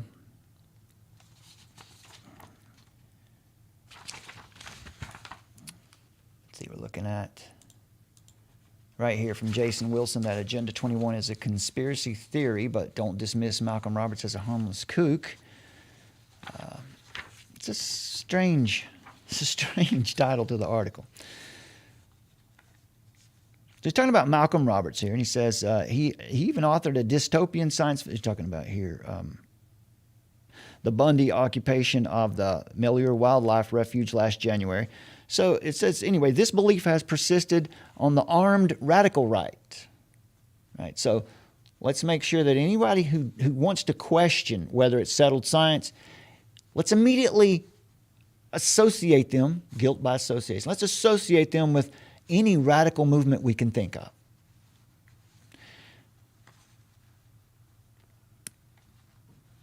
In recent years, paranoia about Agenda 21 has become mainstream via right-wing media stars and politicians. Probably the most important advocate has been Glenn Beck, who has brought the conspiracy theory on television and radio. The conspiracy theory. I mean, you gave the link to the UN's website. What do you mean by conspiracy theory?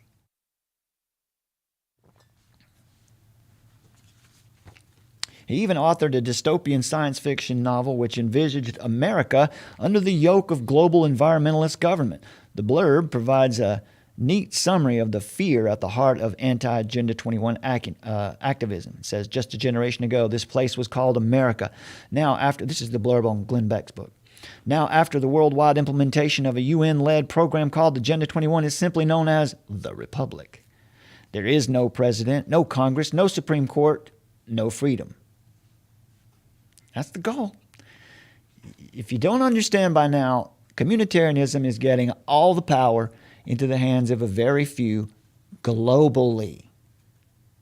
Not just in nations here and there, globally. So you, Jason Wilson, the author of this article, you will be commanded by someone thousands of miles away from you who doesn't know anything about you or your community or its needs, because your community has rights, not you. As usual, the real danger in far-right beliefs is the way in which they cross over into mainstream conservative politics. Mainstream political figures in the U.S., among them former presidential candidates Ted Cruz and Newt Gingrich, have warned in dark terms about the danger posed by Agenda 21. As the theory caught on among the Republican grassroots in the last decade, several U.S. state houses passed resolutions condemning it, and Alabama even passed a law specifically aimed at its imagined danger to property rights. Imagined danger to property rights. Read the Sustainable Development Goals. You're not going to have property rights. How do you have property rights when you can't own property? Right? Remember, you're going to own nothing and you're going to love it, they say. Right? That's the problem. Yeah, they're not going to take your property rights away. He's right. He's right. It's an imagined danger to your property rights because you're not going to have any property. So no need for property rights.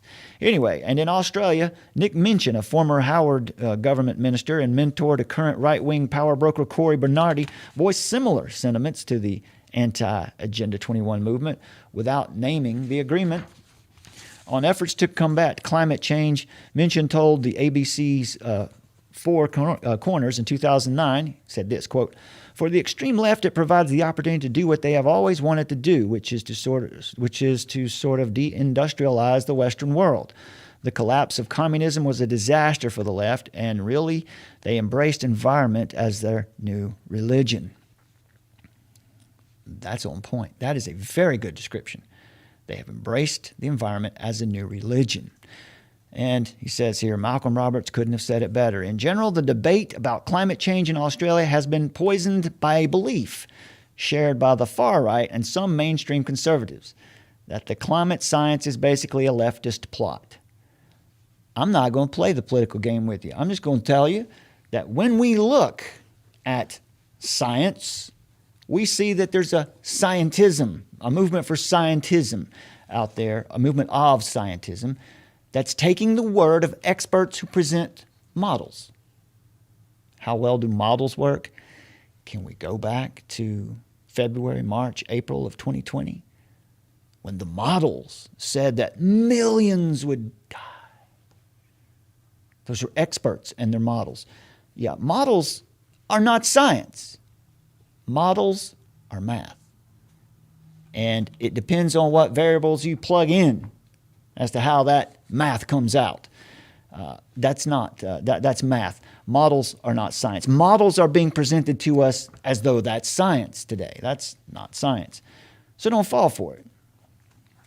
But the idea that climate science is basically a leftist plot, there's no need to get political about this, about Agenda 21.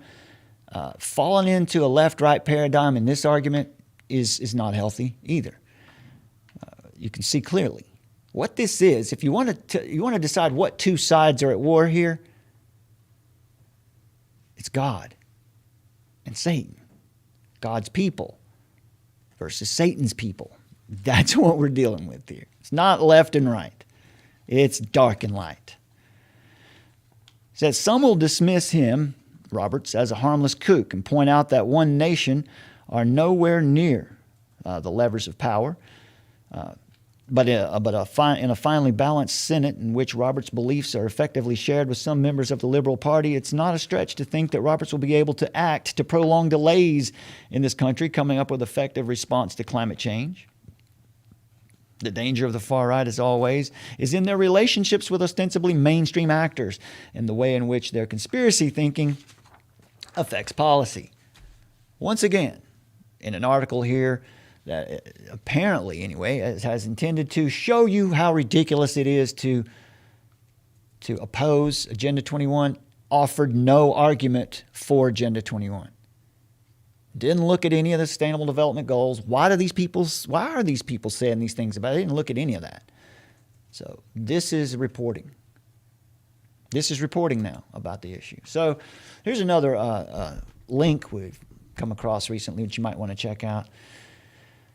Agenda21culture.net. It's a PDF, culture in the implementation of Agenda 2030. And some of this there from the executive summary from this. It's leading up to the adoption of the United Nations 2030 Agenda for Sustainable Development. Several global cultural networks campaigned under the banner, "The future we want includes culture," for the inclusion of one specific goal devoted to culture, or for the integration of cultural aspects across the Sustainable Development Goals. This campaign was also known as the Culture 2015 Goal Campaign. In the final document of this campaign from September 2015, Culture in the SDG Outcome Document, Progress Made, the networks committed to keep their cooperation active. The report takes stock of the first 4 years of the SDG, Sustainable Development Goals, from the perspective of culture. It provides an analysis of the presence of culture and associated concepts in the annual progress reviews for the SDGs, focusing on voluntary national reviews submitted by state parties to the United Nations for high-level political forums. Now, what they're trying to do, what they want to do here is to make sure that the culture is addressed. Well, the culture will be addressed because there'll be a new culture that's formed around this. So we'll be checking into this. If you want to check into this and see what you've got here, culture and the implementation of the 2030 agenda, what do they have in mind? What do they want your world to look like? What do they want? Who's going to have access to the goods and services? Remember in the video the other day we covered here about the internet, the 4 internets? Which internet are you going to be allowed to use? You know, based on your social credit score.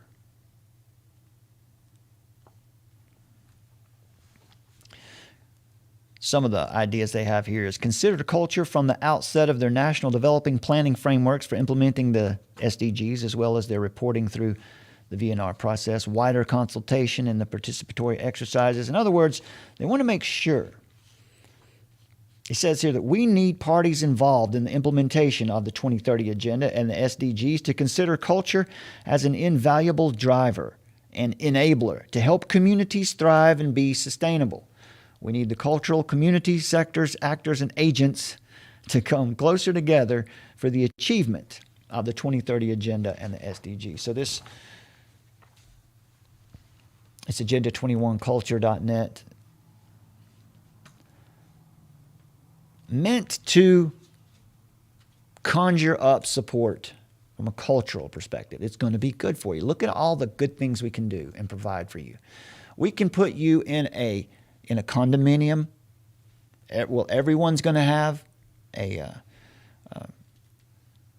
20 by 30 cell to live in. Apartment to live in, and any kind of food you want, it's available. It'll be delivered right to your door. You don't even have to leave. In fact, you can't leave because, lockdowns. We don't want anyone getting sick, so you don't even have to leave your house. Someone will. In fact, a drone will deliver your food to you. You see, that's real freedom. That's real freedom.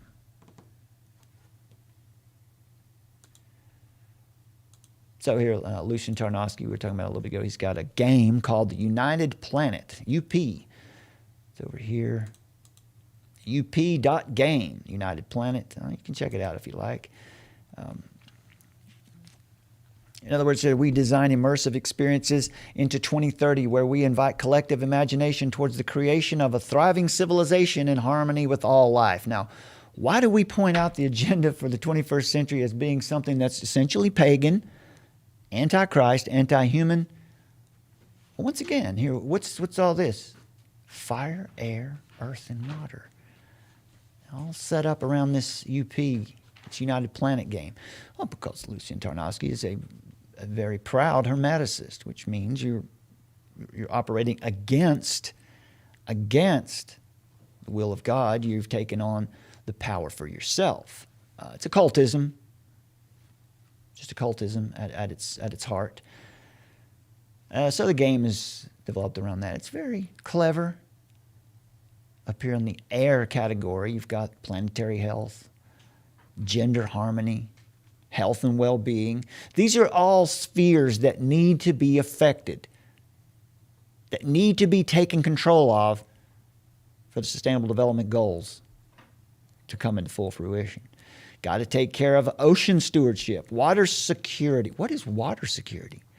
Oh, clearly that must mean that we want to protect the water supply. We want to make water easily available to everyone, right? We want to clean it and make it available everywhere. No, that's not what that means.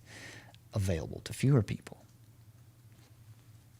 Just, for example, in a sustainable community, you'll have access to clean water. Outside of the sustainable community, you won't. It's always been known around here as, are you on city water or well water? So around here, if you live in the city, your water comes to you by a pipe. It comes through a line. But if you live outside of the city limits around here, you have to dig a well. So how do they fix that? And get everybody to live in the city? You're not allowed to dig a well. That's Agenda 21. Not allowed to dig a well. You're not allowed to be self-sufficient on the land. That's Agenda 21. So anyway, that's the United Planet game. We believe our world needs a news story. We believe our world needs a news story. and we're on a mission to utilize collective intelligence to tell the greatest story ever told. Boy, folks, it gets deep. When you get into Lucian Tarnowski and his rhetoric here, we believe our world needs a new story, right? The one that God has given us in his word, not good enough. And he says we're on a mission to utilize collective intelligence to tell the greatest story ever told. Folks, this is your adversary speaking.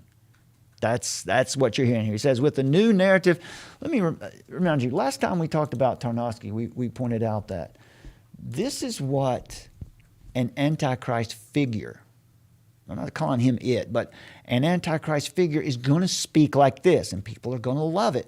In fact, I think that people are going to be put under so much pressure that anyone who comes along, he's not going to look like the Grim Reaper. He's going to look very benign. It's going to be extremely powerful. He says, with a new narrative, we can reverse engineer the solutions needed to get us there. It becomes a question of aligning talent and capital around the best possible future scenarios. Okay, there's a value judgment. What does he mean by best? Best possible future scenarios according to whose standard? According to what standard? Humanism? Humanist standards? Or one transcendent, objective morality? Of course, they're talking about humanism. We've been currently experimenting with teams of 12 people convening around each league. We have been gathering experts in each field, both in person and online, to explore different methods of storytelling, visioning, and cooperation. So if you remember when we looked at Black Lives Matter, not Black Lives Matter, we looked at critical race theory and some of the ways that D'Angelo had these four major points. One of them was truth is subjective. Truth is not objective, was the point, one of the points of critical race theory. And the idea was that narrative is what creates truth. We create truth through narrative. Really? That's relativism, right? It might be true for you, but it's not true for me. I have my own reality. I create my reality with my words, all this. So once again, you get the feel here, right? You get the same mindset. So I explore different methods of storytelling. In other words, different methods of truth creation, visioning, and cooperation. This is working towards our goal to launch in Ibiza an immersive New World Fair, where each league will invite 12 teams of 12 people to participate in a systematic approach to systems change. We envision these 144 athletes. He uses the 144,000 number a lot. He called it a fun number. That 144,000, that's a fun number, Lucian Tarnowski in the video we did last week. Yeah, it's not a fun number. Lake of Fire is not a fun topic. Eternal conscious torment is not a fun topic. Anyway, so our intentions are to enable the greatest collective story to be told for our shared future. We're still in the early stages and continue to use design thinking experimentation on every aspect of the game. I've spoken to hundreds of leaders of transition solutions about their vision for a thriving future. So what this is this game here where people come together and they play the game and you get a model. Out of this game, you get a model of how sustainable development could look.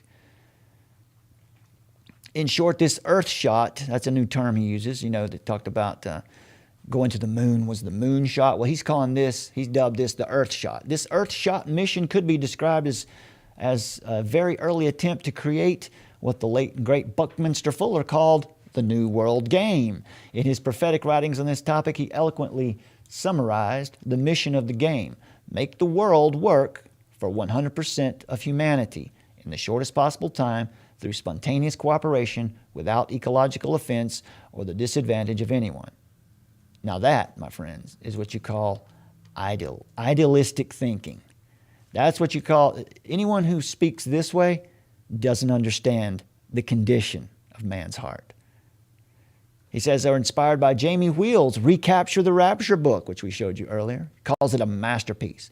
United Planet, and this was a book we were pointing to earlier where you can see the infiltration of religion for this movement. United Planet aims to create a rapture ideology for the 100%.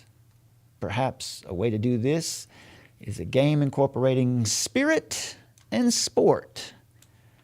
You got it, folks? Are you catching on to what we're talking about here? Now, we just read what these weak journalists had to say about this issue. These weak and spineless journalists who didn't bother to write an objective piece in response to people they disagreed with. They just came out whining and hollering and saying, no, you're wrong. What do we see here? United Planet aims to create a rapture ideology. Folks, it is an ideology. It's a religion. The agenda for the 21st century has an ideology at its core. He says, I like to think of the UP game, United Planet game, as an aspiring story engine for this mission. Once again, remember how all these things work together. Critical race theory, social justice, Agenda 21, they're all working for the same outcome. And here we see it again, an aspiring story engine for this mission. So in other words, we're going to create truth with our narrative telling. We're going to create a narrative, and eventually it'll become the meta-narrative, and everyone will believe it's the truth. That's only possible when people are plugged into the hyper-real and have lost track of what the true land is, what the truth is. So we envision a planetary commons stack made up of well-funded ecosystems around every aspect of our basic needs as a society. There's a very important sentence. The idea being planetary common stack, places where, communities where people are designed to live in, and you can't go on the land. You can't go out on the land. You have to be in your community, your 15-minute walkable city. But well-funded ecosystems, how are they well-funded? Who funds them? The people who own them, the public-private partnerships. It's not good for you. Essentially flipping the pyramid of Maslow's hierarchy of needs. So this is one thing Tarnowski says too. He says the world is developed in a pyramid, right? It's a pyramid where the wealthiest are at the top and everyone below them is supporting the wealthy. He says we're going to flip the pyramid. Flip the pyramid. He said that's his description. He says we envision a wellness commons, a learning commons, a food commons, and more than our present imaginations have been given permission. Commons, wellness commons, learning commons, food commons. What's the common thread? Common.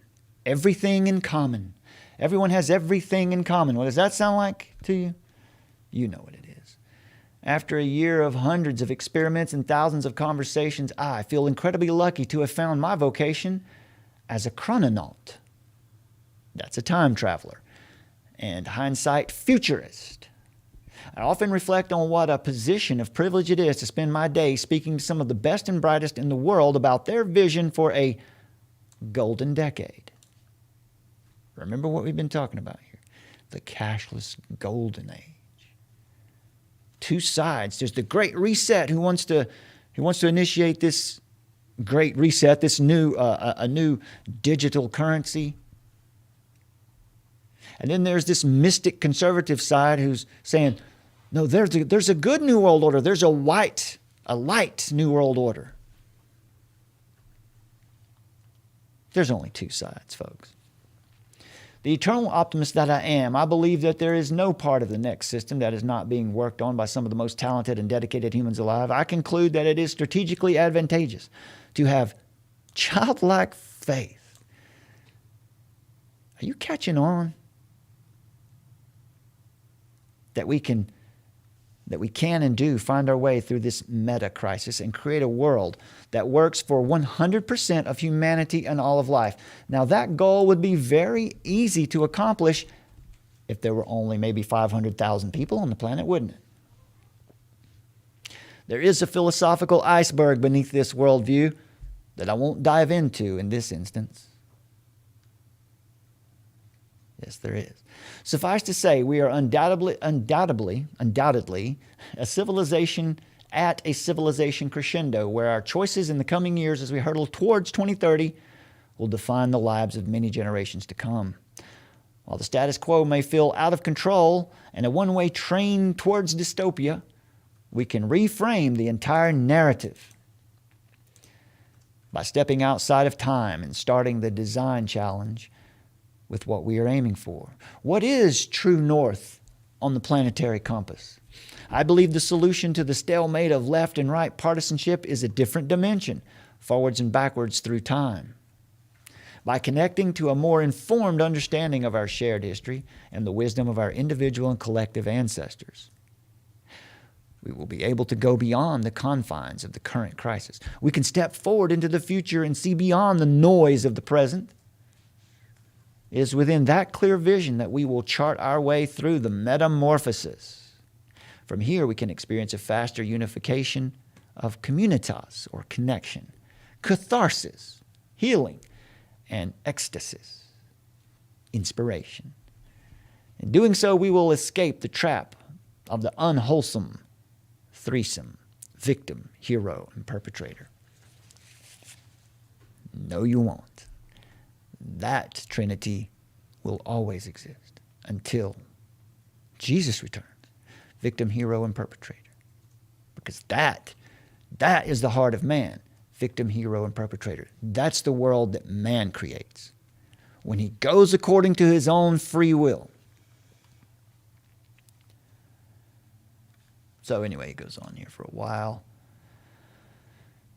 He said that with that said, let's go on a journey together through a timeline of the United Planet game's its first year of explorations. On March 13th, 2020, the lockdown was announced in the U.S. and went into effect on the 16th.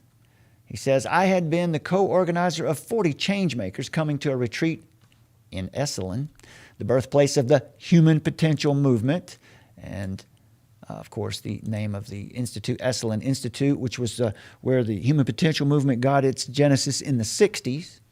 This was canceled 2 days before we were due to meet as a result of pandemic. We responded quickly and designed a game for the attendees to come together online. A year later, the UP game has been primary focus, and I believe it has great potential for societal transformation, despite still being extremely nascent or young, new. We've made a lot of mistakes and recognize the vision currently is beyond our capacity for immediate execution.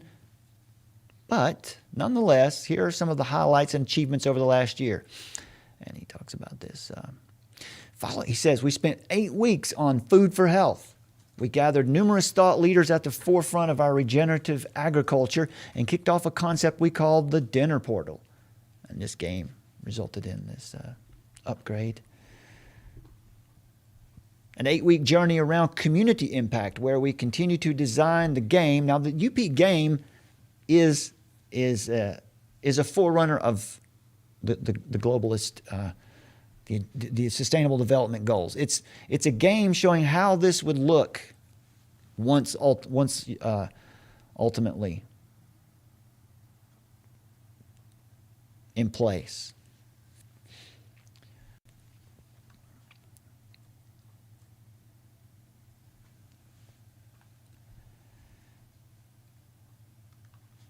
So anyway, I've got the links here, folks, in the description for these if you want to check these out for yourself and see what's going on out there. Once again, here's United Planet, the game. These are some of the things you might need to pay attention to, folks. You want to know what's happening. How is this thing, what these journalists are writing about it, it's not going to help you. It's just going to show, they're just calling people who don't agree crazy. That's no debate. So these are some resources where you can see how the thing is actually being game planned. United Planet is a nonprofit organization with a mission to create a global community, one relationship at a time. We connect volunteers who want to make a difference with communities in more than 30 countries where they learn, teach, work, engage, and immerse themselves in a culture outside their comfort zone. For many, it's the most fulfilling experience of their lives. In fact, it's a religious experience now, isn't it? what we believe. So they have a statement of faith at the United Planet game. Individually, we are one drop. Together, we are an ocean. From Ryunosuke Satoru. We believe that human beings can create a global community, one relationship at a time. We help make that happen for people who are committed to a vision of the world that emphasizes community over conflict, collaboration and cooperation over disagreement and strife, the unity of humankind. Folks, that all sounds wonderful, sounds great. Problem is, it's a humanist manifesto. There are value judgments being made here. A vision of the world that emphasizes community. Well, what kind of community? By what standard do you establish this community? It's certainly not by any transcendent, objective moral standard. Let's be honest here, he says. This is not an easy task, but United Planet is a nonprofit organization that is working toward that goal, and we do everything we can to help our volunteers succeed. We don't just drop someone off in the middle of nowhere and hope for the best. Every quest is custom designed based on the goals of the participant. Every community we serve is supported by United Planet staff, and every experience is immersive, comprehensive, and authentic. Changing the world is not a spectator sport. You need to get your hands dirty, and so do we. Who are we? United Planet. The people at United Planet are driven by our mission to unite the planet one relationship at a time. That may sound lofty to some, but it's not. We're people who genuinely and fervently believe that we can make a difference. Sure, we laugh, we eat lunch, we disagree sometimes, but we're passionately committed to our cause. We're multilingual, multinational, global. Many of us have experience with stepping outside our comfort zone. Boy, that sounds an awful lot like, this sounds a lot like the kind of language that we heard at that charismatic revival last weekend. Sounds a lot like it. To gain a new perspective, and we want to help others do the same. We believe in empathy, service, and most of all, the value of every person. Once again, value judgments are being made. You believe in the value of every person, but according to whose standard? What standard do you use to say this person has value or not?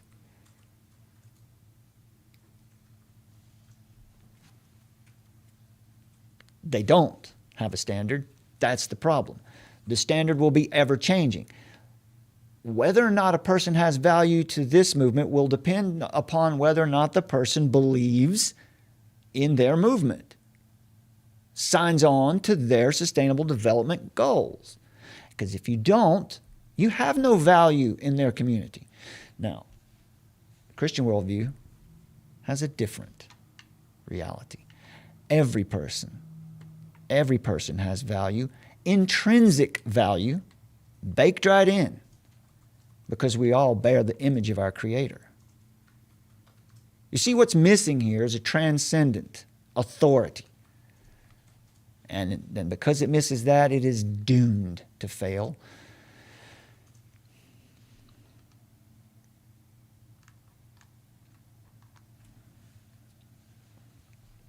Now, some of the they have some testimonies here. It's a religion, so here are some of our testimonies, if it will stay on there for us. My quest was an amazing, eye-opening experience that has changed my perspectives on social responsibility and intercultural exchange. This was the first trip I have taken, and I felt truly immersed in the culture of the country. United Planet has provided me with an experience that changed my life. Why does this thing keep moving? Come on, Lucian. Make this thing easier to read. The staff were kind, supportive, and encouraging throughout my whole trip.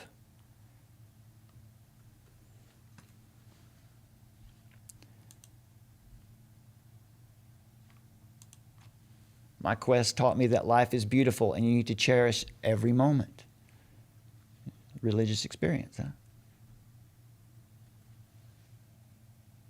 My quest was one of the most horizon-expanding experiences of my life to date. Now, this is people implementing the Sustainable Development Goals via a game called United Planet, or Unified Planet. United Planet is what it's called. Okay, well, let's see. Where are we here? 2 hours in here on this thing. Looks like we got low views today, or that, or YouTube is playing games with us. Who knows? Who knows?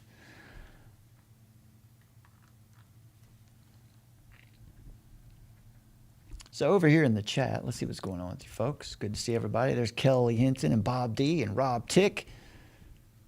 Aileen is with us.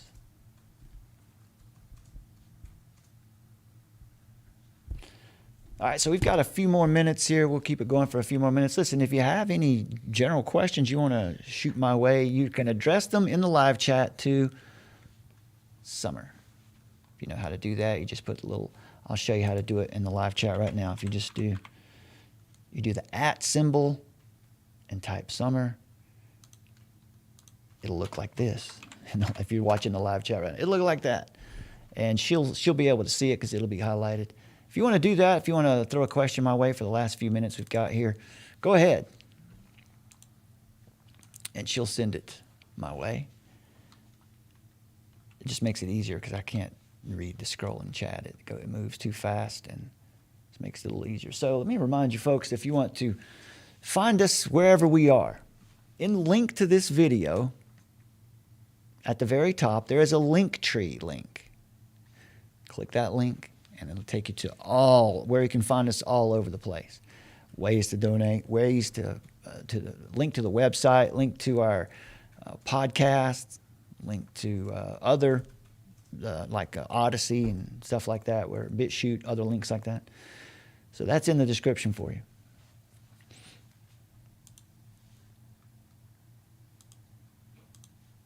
Let's see what's happening with this poll question over here while we wait for some responses to come in. So we've got 137 votes on the poll question now. How do you see Agenda 21? 137 votes on this poll question. We've only got like 40 people watching live. That doesn't sound right, does it?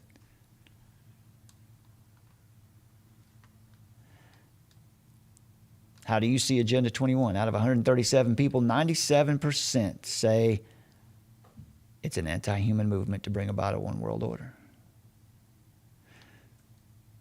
So does that mean, so for the average person, or not the average person, the journalist out there who wants to mock anyone who doesn't agree with their position on what they think Agenda 21 is, or maybe they're just shilling. Anyway, how do you respond to this? Are you going to tell me that all 133 people that said it's an anti-human movement, are you going to say they're all crazy? Are we all nutty? Are we all wrong? See if we have any new comments here. Vigilant Viewer says, didn't Jesus say my people perish for lack of knowledge? No, that wasn't Jesus, but it is in Scripture.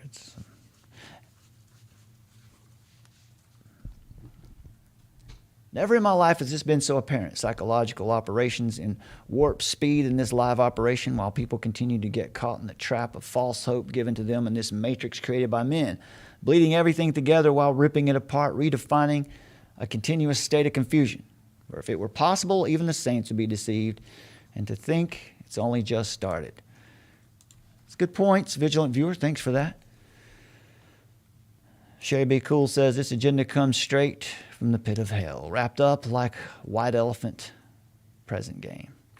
And someone wrapped up a doggy doo-doo surprise.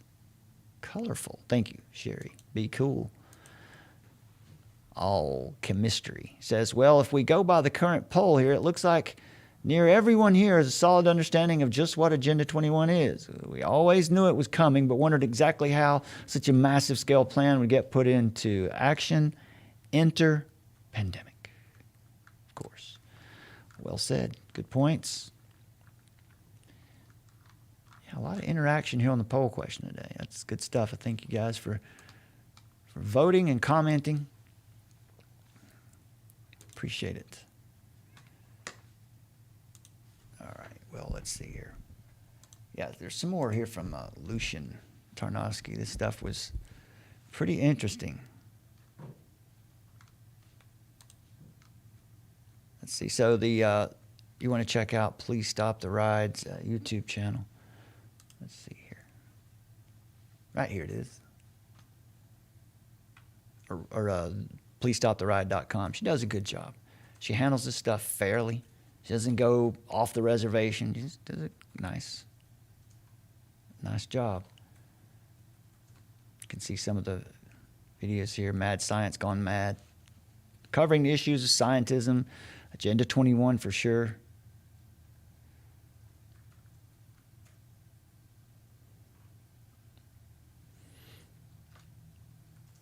You can see there some of the topics she's covering here that I'm just not going to say. You can see what they are. This was an interesting one here, microphone mist. That's interesting. You want to check that out.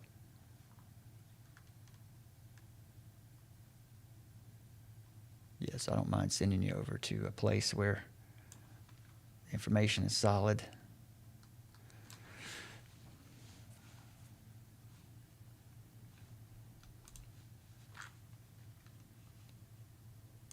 Language is so important. Our choice of words is so important, and so that's where. Do I need to add anything to that? It's not hidden. It's not hidden anymore. It's right out in the open. That whole idea came from.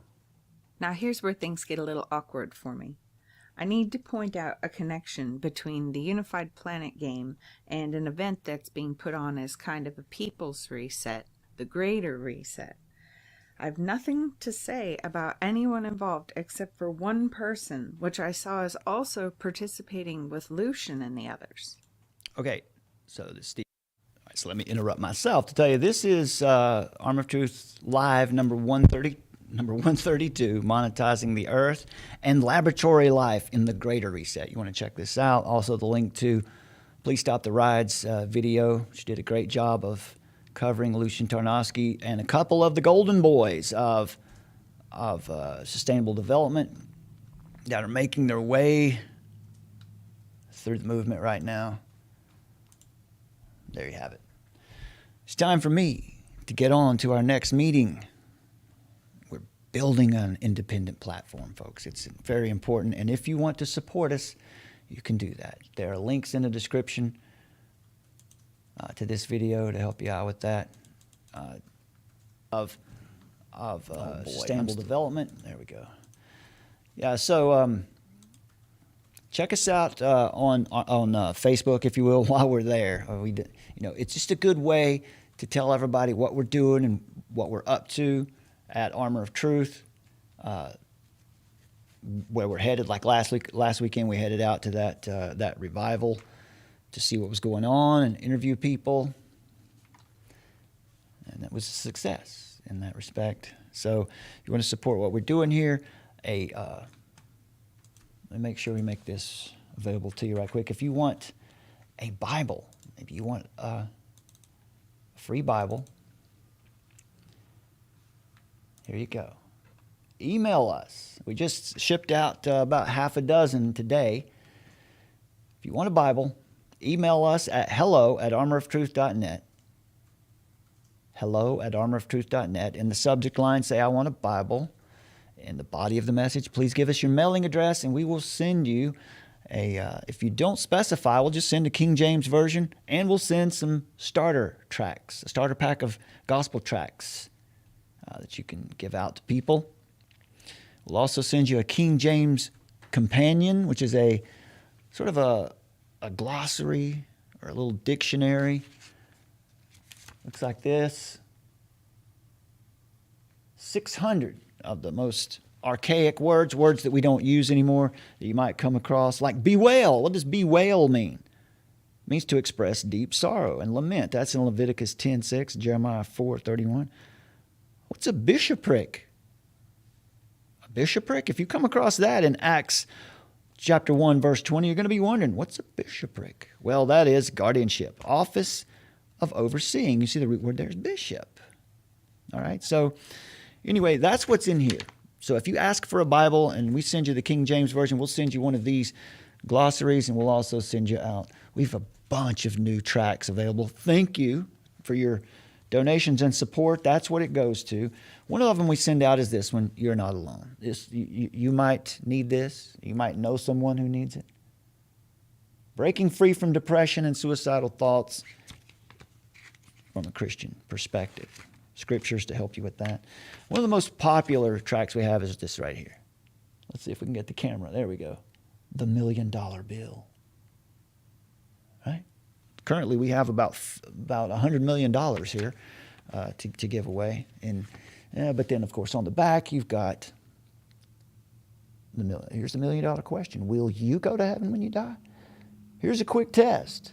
So this will give you the gospel, and it does so by starting with the law, starting with your condition. That's how the gospel is presented. A lot of other good ones. Here's one that I always send out. We try to have this to send out always. This is Faith is for Weak People, responding to the top 10 objections to the gospel.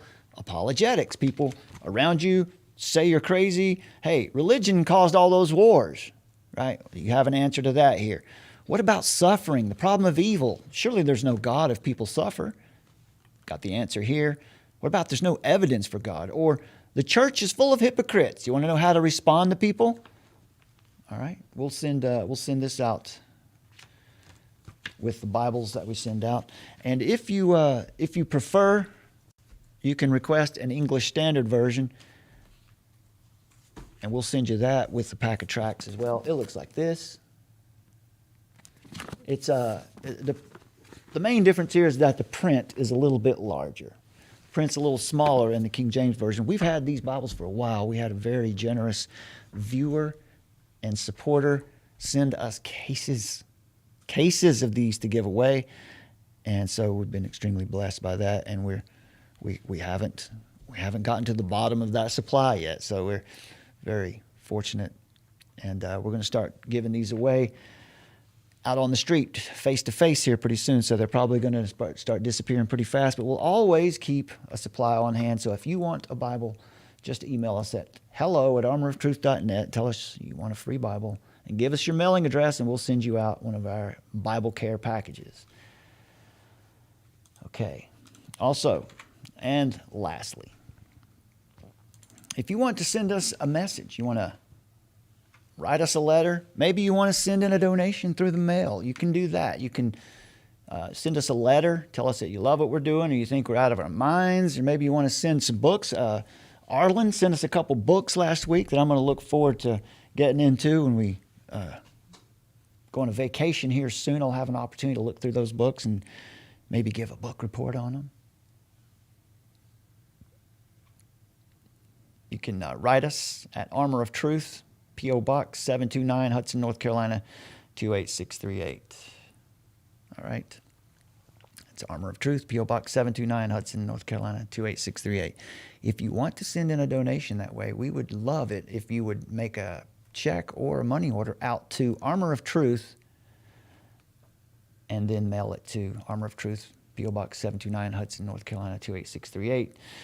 Because we are trying to get the support to go directly into the ministry now, so that the ministry can support itself. We do definitely appreciate those of you who choose to support using the Brad from Carolina links directly. But if you would, we'd love for you to support the ministry so we can get it self-sufficient. All right, my friends, that's going to do it for today. We're going to play you out with Masonic Moon. What we started out with. I don't know how YouTube feels about this little tune, but we're going to play it anyway. I don't know. We're always walking a fine line over here, but we'll see how it goes. God bless you, my friends. Don't forget to join us tomorrow for the Who is Jesus series. I think we're at part 9, where we're going through the Gospel of John in an expository fashion, the way it should be done. And so we're in chapter 7, Gospel of John chapter 7 tomorrow. And also in those broadcasts we deal with issues like, who is Jesus? So we're going to be, we'll always be dealing with this charismatic movement that we've somehow or another, it seems like this is where we're supposed to be focusing right now, because it's coming at us from all angles, and we're receiving resources to help us deal with it and speak to the good people who are taken in by this movement. That's what we want to do. We want to speak to just good people, you know, and you talk to these people, and you know, I have a heart for these people because they're so sincere and they're so passionate about this movement they're part of, but they don't know Jesus. No one's teaching them Scripture.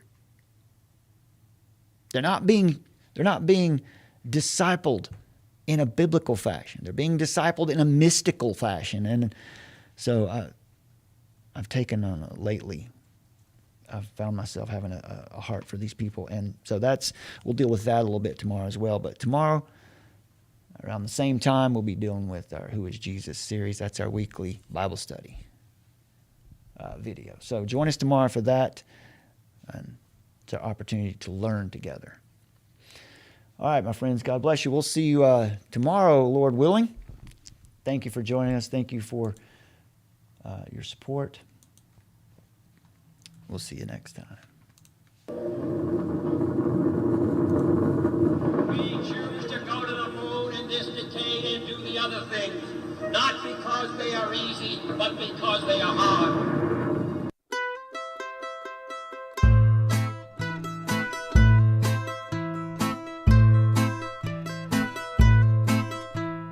Under the Masonic moon, plans were made by the bankers in the back room. Get the president out of the way and hire Stanley Kubrick. Under the Masonic moon,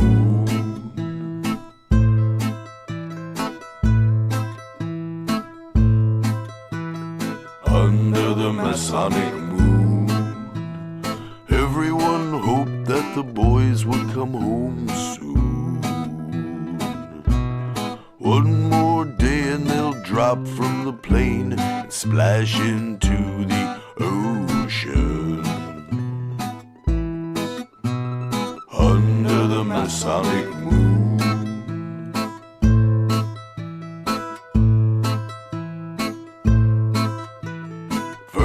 Von Braun and his conspirators got a free ride to the States.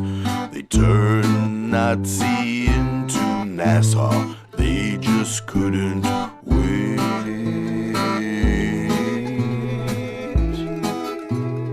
Under the Masonic moon,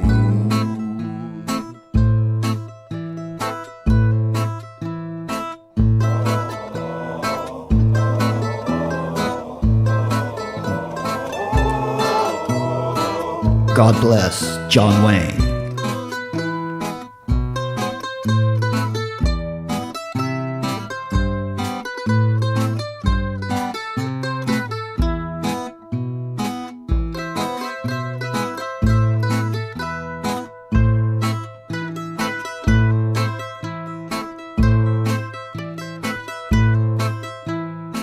under the Masonic moon, plans were made by the bankers in the back room. The owl sees into the night, and the secret will never be told. Contact light. Okay, engine stop. We copy you down, Eagle. Tranquility Base here. The Eagle has landed.